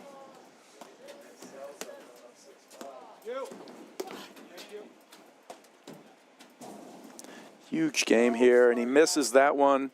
And huge, and it's no surprise here. They're in this game, and the 4 points they got were the 4 errors that they're here. And this is a huge, huge game for Broderick and Christian, like to the point where I'm almost putting it on a must-win, but maybe it's not, but I don't know. I feel like it is. I feel like it is as well. And not even from a scoreboard perspective of 1-0 is insurmountable. But Absolutely not. But not. It's that you got 4 errors and you still didn't win the game. Right. You got the 4 errors you wanted and you didn't win the game. That to me is a killer. But here's the thing. You know, Broderick and Christian are nothing if not tenacious. Correct. You know, so stay in the course and waiting for the next one, they'll do that. They will. Whether it comes or not, we don't know. So, but to me, this is like, it's like that game where somebody faults like 6 times and you somehow lose the game. Right. You know, like he faulted 6 times and I lost. Right. How did I lose the game when he faulted 6 times? And I'm not saying I haven't. Of course I have. Right. You know, but it's a killer. It's a killer. And your partner always has something to say about it during the changeover. You're like, man, I didn't need to hear that right now. We lost that. Well, he faulted 6 times. I'm not saying he didn't fault to my partner. I'm saying it was my fault, exactly. John.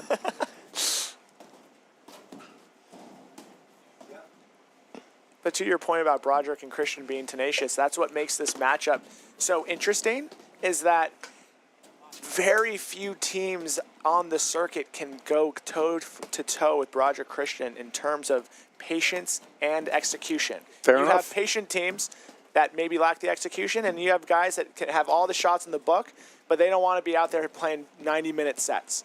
Right. All 4 of these guys have both, and that leads to a very interesting matchup, which is different than the other semifinal that's happening right now.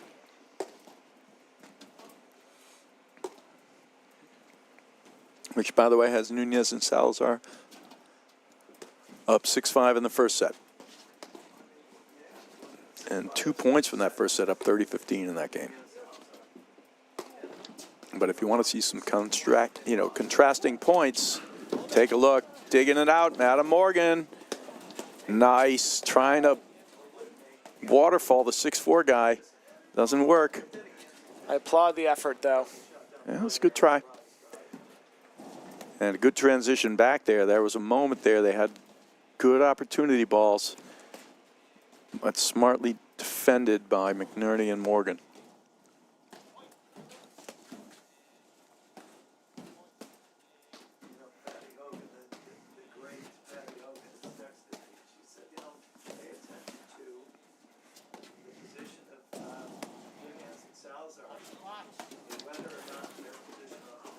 Almost a sneak blitz volley there from Adam Morgan. You don't see that too often. Yeah, he'll press forward from time to time.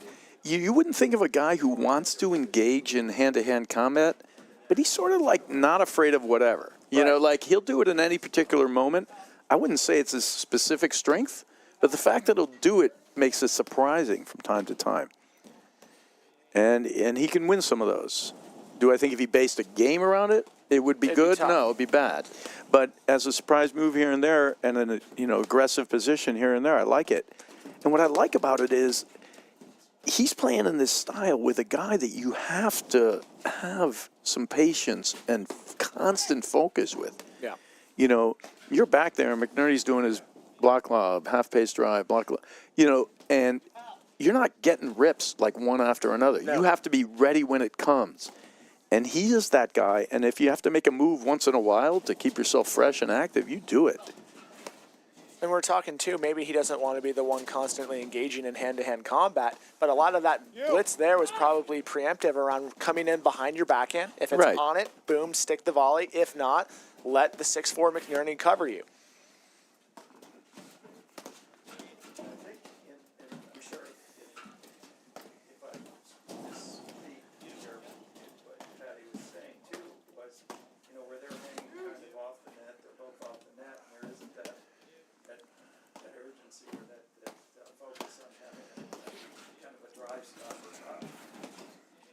That portion of it can be exploitable by Graham Mitchell.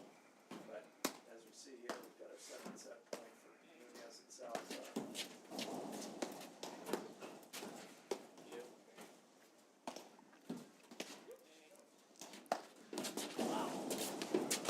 Ooh, good scramble there and out. It's like all of a sudden he goes the hard overhead there to try to make a little something happen, and he did surprise him.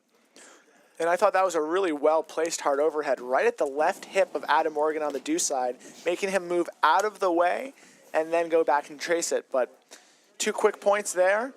McNerney Morgan take that pivotal first game that felt a lot of momentum swings. Broderick Christian had opportunities at 40-15, had a couple more during the deuce add back and forth.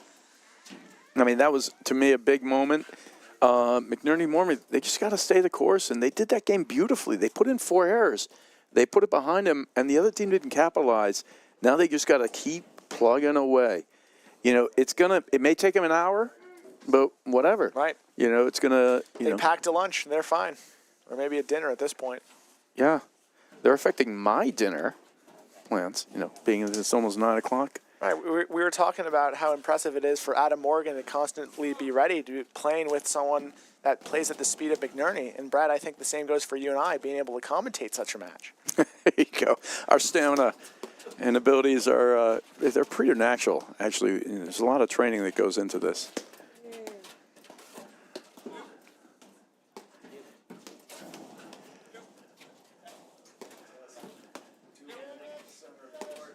That was a huge, huge game for McNerney Morgan. I mean, I actually think for Broderick Christian, you know, McNerney Morgan in the driver's seat at this point, but. And any chance he gets, he wants to draw them forward.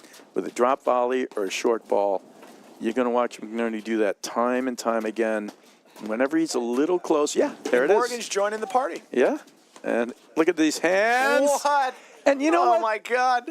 That's just It ridiculous. was. Tomas had the upper hand, and McNerney casually flips to a forehand volley and finds the open court. Casual Graham McNerney, wow. And that's what's so special about what they're doing to it. Not only is it effective in the sense that it puts them in a place where their skill set is better than the other skill set, and McNerney specifically there.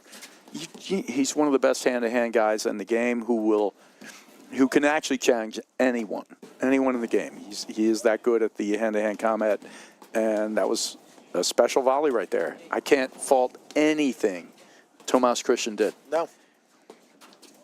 We hear it all the time on the tennis court. ABC, always be closing. And he's done it twice. Adam Morgan and Graham McNerney just finding open spots on the court. Excellent spot volleys. Look at this. He's coming in offensive blitz behind the ball, and he sees it. And then they get the let cord winner. Whew. Insult to injury. It's a good time to be McNerney Morgan right now.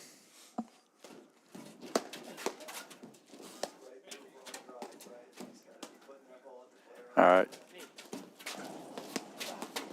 And there it is. Just phenomenal. Yeah, it's exactly what we're talking about. And at this point, it's almost like a frustration. Let me just do something else. I got nothing. Look, he just sees it. Boom, drop. Done. 2-0. What a series there from McNerney and Morgan. Just exceptional volleying. And, you know, there are certain points where I'd stay with it, but I'd actually whack a couple here. I would literally hit a couple of hard overheads right at the body. See what happens. Yeah. I would just change something. I wouldn't go crazy in the sense that I'm trying to lose. I'm not saying I would make some errors. I'm saying I don't care. Right, I'm willing Anything to say, is better than what's happening now. right, we've lost 8 of the 9 games. Right. Anything is better than what's happening now. Let's play some transition. Yeah. Let's see what happens. Let's have a little fun. All right. Maybe you get a little off your rocker and you start over transitioning. I just made you play a fun back and forth point. Right. You're now you're going to smiling now, right. overhit. Now you're going to overhit the next ball. You know, literally anything. Oh, yeah. See, that I wouldn't necessarily do. Not like try to hit a winner. I'm saying like engage in a different form. Different hand-to-hand combat. You're right. Engage in a different form. That's different. That was an angry winner. That's different. Occasional FYM, you know, hard overhead, you know, things like that. You know, stay the course is an option too. But it feels like it's even Christian's like, I'm doing something different here. You know, like he was frustrated on that one. He was trying to just hit a big ball behind him. But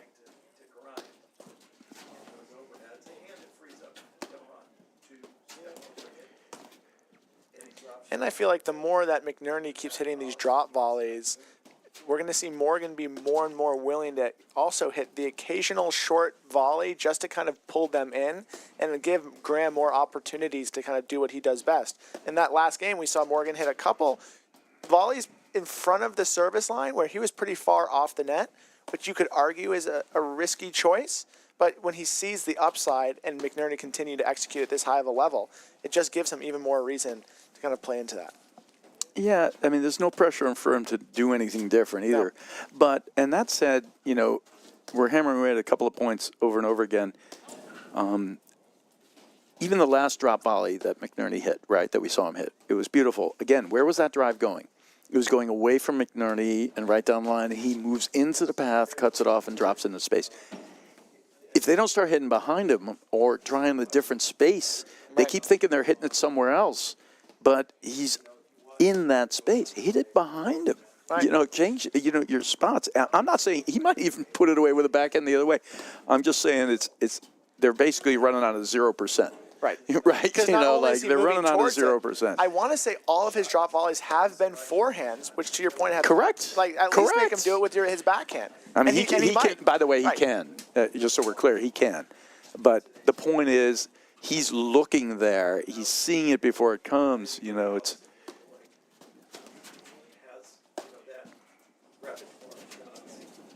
All right, Broderick Christian here. Another little mini lead here in this point. It's got to start somewhere for these guys.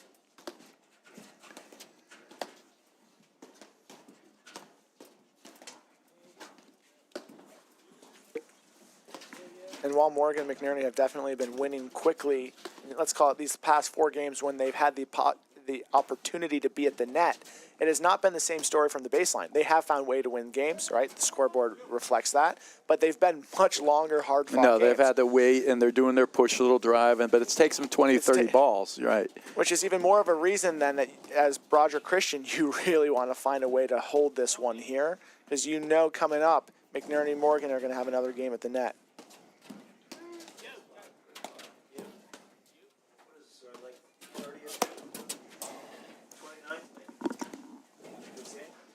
And he missed that, but as we were talking about, Brad, before, like that is just a willingness to try something new. He hit that ball a little harder, kept it down the line, missed it long, but at this point of the match, I have absolutely no problems with that. Yeah, it's a tough sledding one. You know, it's the skill sets are tricky. You know, it's the way Broderick and Christian can unnerve you and play. They're comfortable playing that style.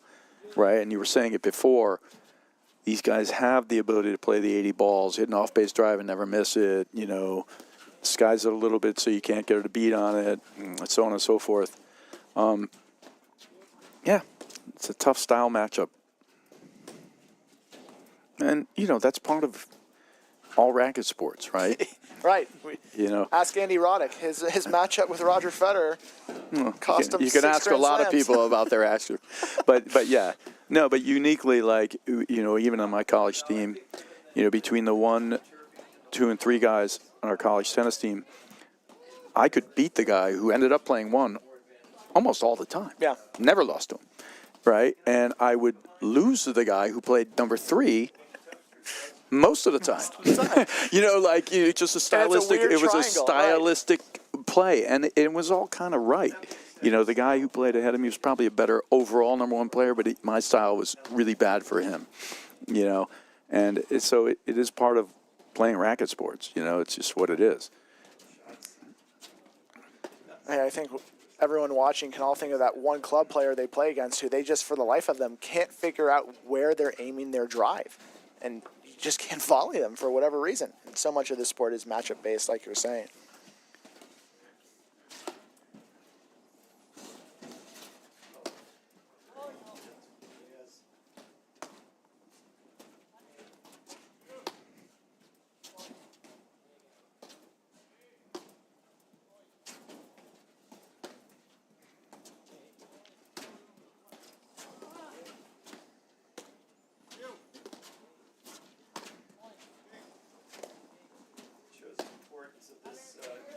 Well, he's starting to open up a little more on those over, but he's not really cutting it in earnest. It's like, I'll put a little spin on it. Definitely not trying to put him in a washing machine or turn him around.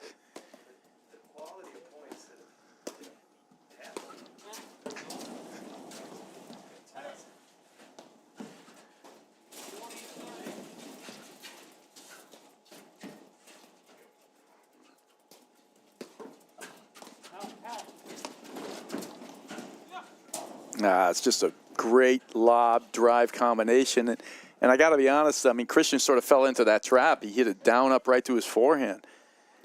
And again, it goes to what you're looking to try and do against McNerney. And you don't provide him with things he can use. You shove it to him with nothing on it. Right. That's how you want to play McNerney. It's like he gave him the exact ball that he wants. All right, Graham is more than happy to redirect the pace that you give him. Less likely to generate it on his own. He doesn't generate his own. No, it's as simple as that. He really doesn't. Oh, boy, these things just come in these slight little batches. Here we are again in the same situation. And we were talking before how every game can go to deuce, but if you're on the losing end of that, that's a difference of 12 points. You also have to think about, McNerney and Morgan have been doing such a fabulous job today of saving. In the big moments, they're winning all the big points. All of them. Every single one. And it can be funny. I talked to a good friend today.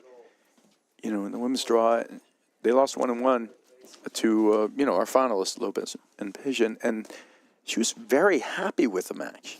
Meaning the points were the way she wanted to play them. Yep. But they just couldn't win enough of them. Now I get that. It's part of it. Maybe it was the best option of the best chance to possibly win.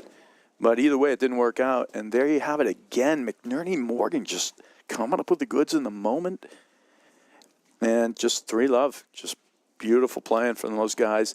And again, outside of those 4 errors that we saw in that one game, which we said was so crucial for Broderick and Christian to win, right back to 0 errors again. Yeah. And that's just been the thing. They're giving them nothing.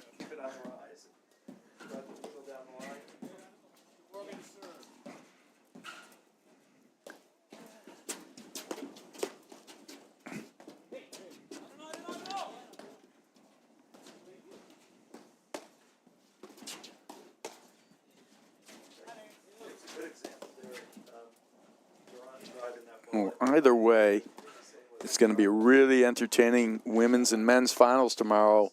We'll see what the weather's like. It's supposed to be a rain paddle day, but, take a lesson, learn how to play in the rain. It's something that less of us do nowadays, but there are some definite specific things you need to do when playing in the rain.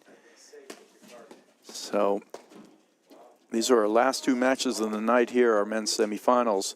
But we're on all day tomorrow morning with the women's final and the men's final. So make sure you're back here. And then this is the last break before the holiday season. It is. So, of course, we want to wish everyone out there a Merry, Merry Christmas, Happy Holidays, whatever you celebrate. Enjoy it with friends, family, and loved ones. And we'll see you back right away in the new year, Fairfield County, the Fairfield Open, Ridgewood Open. It's all coming. More live streaming to go. John, I know you're out there doing awesome work. Backdrawn warrior today. You were in the tournament and commentating. Guy does it all. And they'll be sure to watch the Lions take on the Bills tomorrow at 4:25. Are you a Lions fan? I am. I grew up in Birmingham. How And did you now? I'm 27. Let's say the first 25 years of being a Lions fan built a lot of character. There it goes. So we're enjoying this right now. You know, you're not a Jets fan, so good for you. Although I don't know that you've had it better. I'm not sure you've had it better. Yeah, being a 7th grader when your team goes 0-16 is tough. Yeah, it's those formative years. You know, you could have gone either way, and you've done a lot with your life, John. So good for that. You could have been a serial killer. You could have been anything of that, but you know. But instead, I lobbed the ball as much as Drew and Tomas do. Very nice. Aspiring to great role models, and you're doing good for the community. You run a group of distraught Lions fans. Just getting them turned around there. It's really all working now for McNerney and it was Morgan. a nice little backhand or forehand flick in transition. Comes up to the net. Holds the roller too. You know, it's exciting to see Broderick out there. He's 47 now. You know, he's not in his early 30s or any of that kind of stuff. And he's still out there competing, and he's happy with the way he's playing. No. And it's awesome and inspirational to see. But, you know, losing a half step is part of life, right? And that's what's amazing. And these balls, he's taking a little mini chance there. I would think, 7 years ago, there's no chance he gets burned by that ball. And that's something. Or to he me, could run it down and get it, and turn it right? into Turn it into a great get. So Father Time catches everybody, as they say. But he's still out there doing an amazing battle. Had a huge win last week, taking out the #1 team in the country, and he'll keep going until he thinks he can't do that, and he did it. Right. And the results aren't the same, but he did it. Wow. And that is just off the charts. Look at that. Graham could have dunked a basketball at that height and ended up turning it into a drop volley. That is a sick drop. But that's one of the cool parts, too, about, playing paddle and being on the circuit and meeting the guys is that, when I'm on court with Drew Broderick, I forget all the time that he's 47. And when I play in Pittsburgh and I play with Tom Weesey, who's 53, he moves around the court the same way that I do at 27. It's phenomenal the way that these guys in the circuit keep themselves in shape. Sure beats running, for sure, and swimming. One of the first moments he takes out the forehand drive there, and he's probably like, maybe I'll put that back. It was unique because, we talk about, things like regression and other stuff in the last match that I called from. Now they're just trying a little different stuff. I'm not sure it would be the cutters I would go for. I would go for the transition play a little bit. Not that I want to engage in this stuff with McNerney. I'm just not sure where to go at this point. I really, I feel like I usually have a lot of answers, but I don't have one here.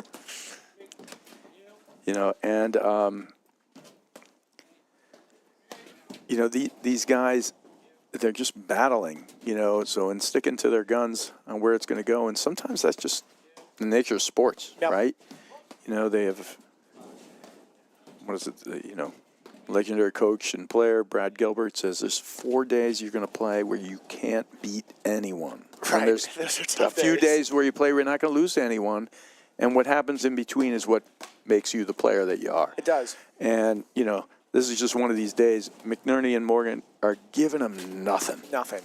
Nothing. And there's a couple. He missed a forehand, missed a backhand there. So that's 2. But it's 2 plus the other 4 is 6. And the whole match is under 10. And that's a crazy amount of non-points you're getting. Right. And they've chosen their moments well to have that error. Up 40-15, 4-0. If you want to make a little mental mistake, that's the time to do it.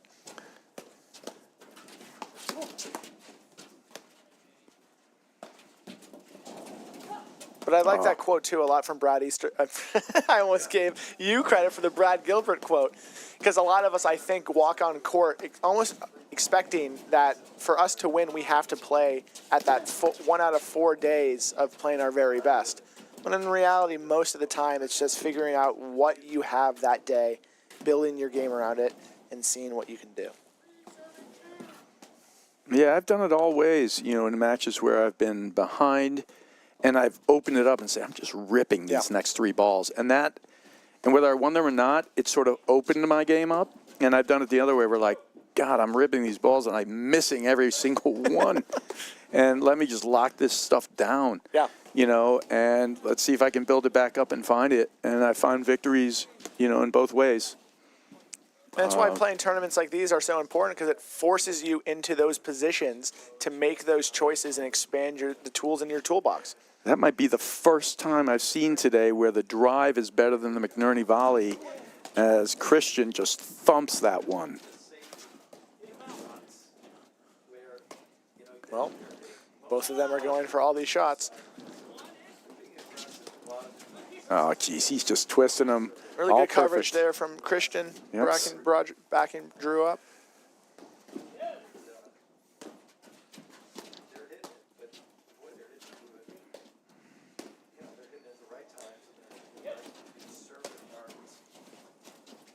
And that definitely feels like a shot that McNerney has added over the last couple of years. Is I think before, when he went for that cut, he went for that traditional ball that comes straight back over the net, which is a harder shot to execute over time, where now we've kind of seen him add a little bit more side spin and have it die towards the deuce side, which is equally effective in terms of inducing movement, but one that he can probably hit, 9 out of 10 times rather than a 7 out of 10. And when we're talking about a lot of matches being the difference of a couple points here and there, just evolving your game to turn from 7 out of 10 to 9 out of 10 can be huge. Yeah, I mean, certainly if the math works out that way, you're absolutely right. I mean, those cut overheads are just a position where you're going to hit it. One's being hit around 4:30. Yep. One's hit 6 o'clock. They're just little different balls, both very effective. And if it's, certainly if his scenario is much better and his percentages are better with the other, he should use it. But he definitely has both of them. Yeah, my 6 o'clock is money in warm-ups. And then I don't use it too much when in the tournament play. Yeah, if you don't use it in tournament play, you don't have it yet, right? I would That's the agree thing. with that statement. You got to use it, and you keep practicing until then. And a lot of people, even when you watch this, though, people are enamored with the spin ball. Like, I want to do the spin ball, and it's certainly something you should develop to a degree, because understanding how the spin is even generated just helps you understand how to shape and move the ball. And how to defend it. Right, and all those things. But you can see the spin overhead is very little to nothing in what's happening in this particular match. It can become a big thing, but for most people, it's a lesser thing, not a thing that's an everyday. And people think of it's like a regular thing. Now, they rush to it. That said, if you have it and your opponents have no idea what to do, you can please use it every time, dictate the match with it. But until that point, it's usually more of a detriment than a help. And that's a great rip there, and they're finally hit behind him. He did, right. Yeah, Forced it's him the to hit a first backhand volley. one that we've seen, and, worked.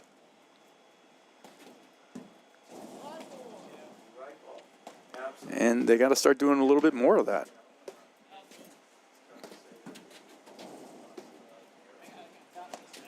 All right, Broderick Christian here. Just looking to fight their way, get anything going in this match. 4-love down.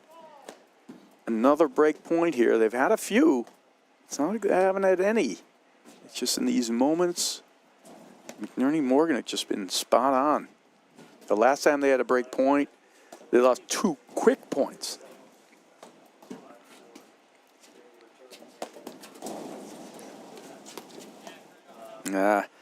I like it. See, to me, I'd engage in the transition there. I don't know that I would have stayed there and taken that one.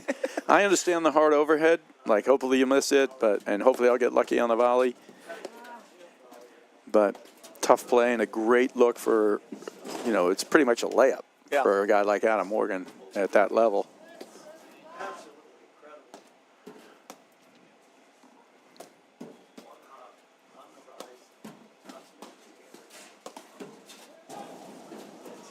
I thought we might see the little push drive there. I was thinking the same thing, especially off the screen.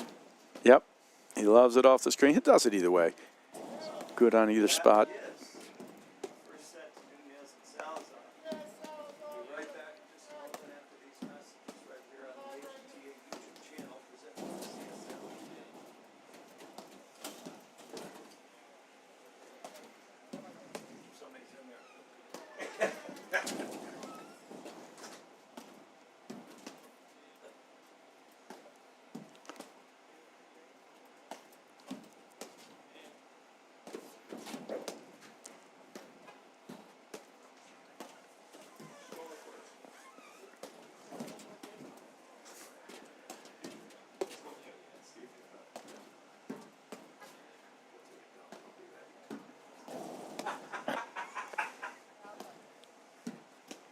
tell you, this is the time of the day where the production crew and the commentators get a little punchy. And their mental toughness gets tested as well.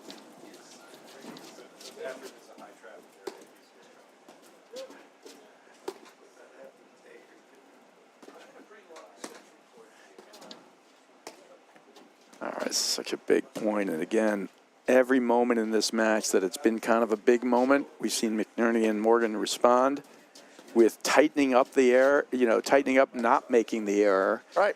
And you were talking about earlier that, at this level, or I guess today, the spin overhead, while it's been, a fun shot, it's given us some highlights, hasn't really been the difference maker by any stretch of the imagination for McNerney Morgan.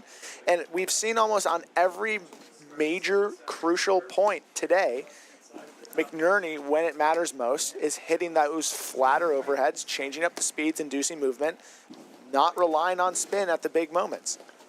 Yeah, it's as if he's waiting for the exact moment that they're actually going to try to hit the drive and then make the drop short volley, and if it takes 100 balls, so be it. It takes 100 balls. If it takes 30 balls, it takes 30 balls. And that's just a great mental state to be in. And Broderick, again, a little bit of a fadeaway on that one. I understand why he's going for it. All right, big moment here. And it's just been the story of the match, point after point. Hard to differentiate all the things that are going on, but the end result, huge difference. And that is wide. 5 love now. McNerney Morgan just rolling. Just rolling. All right. At Corient, Sponsor Corient.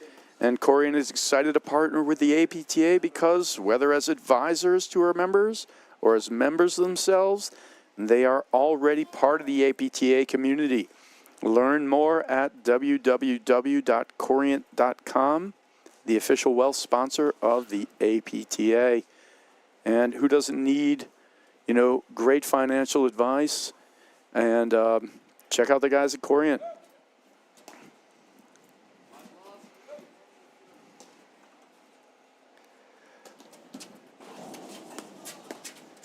Yeah, here's one of these games where you think they're just going to stick with it, or is he going to just let's just go for it, right? Your 5 love, that's a darn good shot right there. Backhand dipper.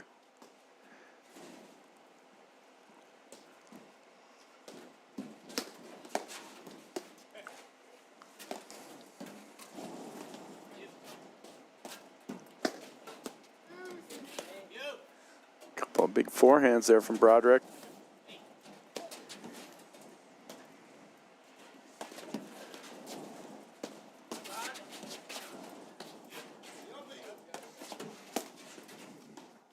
Yeah, hit that one. So I went to high school with Broderick's college tennis coach. We both played on the same tennis team. And, like a lot of things you could imagine, he's like, Drew Broderick, who played at UConn, and he's just a really tough out. And you can imagine that, right? And it's exactly what he is here. Regardless of the result, Broderick and Christian are fighting here. They're trying to get any purchase. They just got no answers today. It's a tough one. And it's a tough style match. And just incredibly well played by McNerney and Morgan. And what's funny is, as well as this is played by them, it has absolutely nothing to do, if they win this match, with what they're going to play tomorrow. Exactly. Completely different matches, completely different styles, and we're going to see something completely different with different rain and the whole works. And the combination will be different. So what you see here today isn't necessarily what you're going to see tomorrow. It's just a really, really tough day out there for Broderick Christian without the ability to hurt these guys, and these guys are giving them nothing. Nothing. And when you're talking about what we're seeing today strategically is nothing like we're going to see tomorrow strategically, that's because, let's just take Morgan and McNerney, for example. They have every shot in the book to kind of defend to then set up the shot that they do want. So when we were talking before, let's say McNerney's waiting for the drop volley, it's not as if they were just hitting 100 freebie shots from Broderick Christian today. They were defending some good drives. They were having to move north-south for good block lobs from Tomas and Drew. They just were able to execute at that level until they got the ball that they wanted. Ooh. And tomorrow, right, they're going to have to withstand a different type of attack from whoever wins that second semifinal. But they have enough tools in their toolbox to then still set up for the shot that they think will work best tomorrow, which tune in tomorrow to find out what that is in a rainy Detroit morning. All right, here. So Broderick Christian once again with a game point. Haven't been able to pull one out yet in this first set. In the second set, had a few, and that's a tough finish there. Great shot. Goes for the low lob, but there's a low lob that goes up and pushes you back, and there's one that sits there, and that one sat there. Easily finished, and that's going to be out or in. Called. Nope, it's in. Yeah, it's tough for us to see on our angle there. The umpires now have the scoring cards that they do right up there. It's so much better for our producing crew. We don't have to wait and look for calls. So game point again. He's going to cut it? No. For the longer one. Surprised.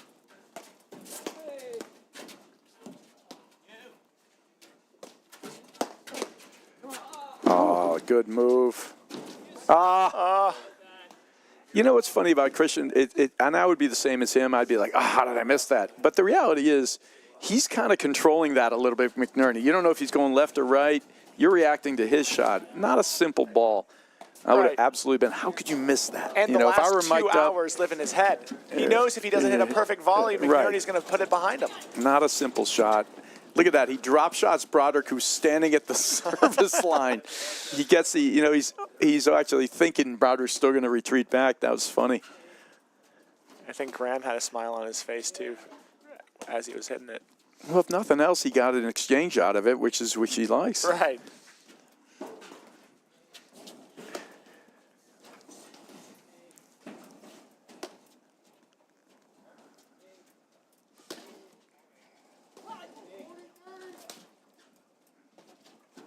Oh, dink and blitz. Beautiful. Smart defense. Oh, no. Misses it out. Good little dink. This is funny. There's this drop. Broderick standing right there. A little exchange. All right, match point here for McNerney and Morgan again. Right at the crease. Drive, crease. Mental sharpness. Practice is I think that's something that we can't discount as well.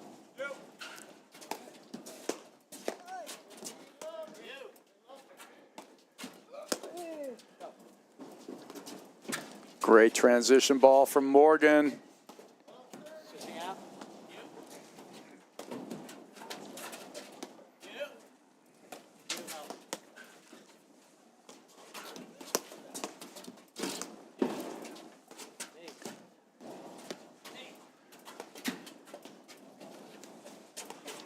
He's just going with the short ball. Any chance he gets to hit it short, he's taking it.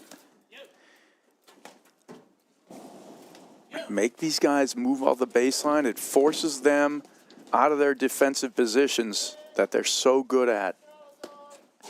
And it brings the play into a more advantageous spot for you. He's going cutter. And McNerney finishes it with the blitz. Flawless match from those guys, John. It was a true match of both teams had the same style. Advantage to McNerney Morgan, who pulled that one out in straight sets, 6-1, 6-0. And that is a wrap for Brad Easterbrook and I, live from Birmingham, Michigan, bringing you guys the Detroit Invitational Grand Prix. We will see you tomorrow morning for the women's final, followed by the men's final. But there is still one men's semifinal being played. Be sure to slide over to catch the end of that match. We will see you guys tomorrow.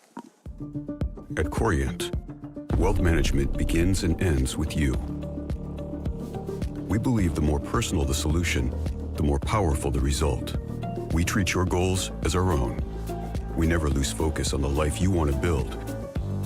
And our experienced advisors design custom-built strategies to help you get there. It's time for a wealth management experience as sophisticated as you are. It's time for Corient. Want to see how volley can transform training at your club? We've got a great offer for you.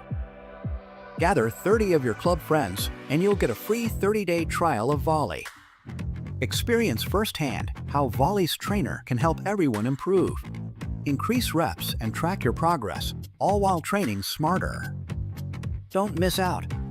Visit getvolley.com and unlock your club's full potential with a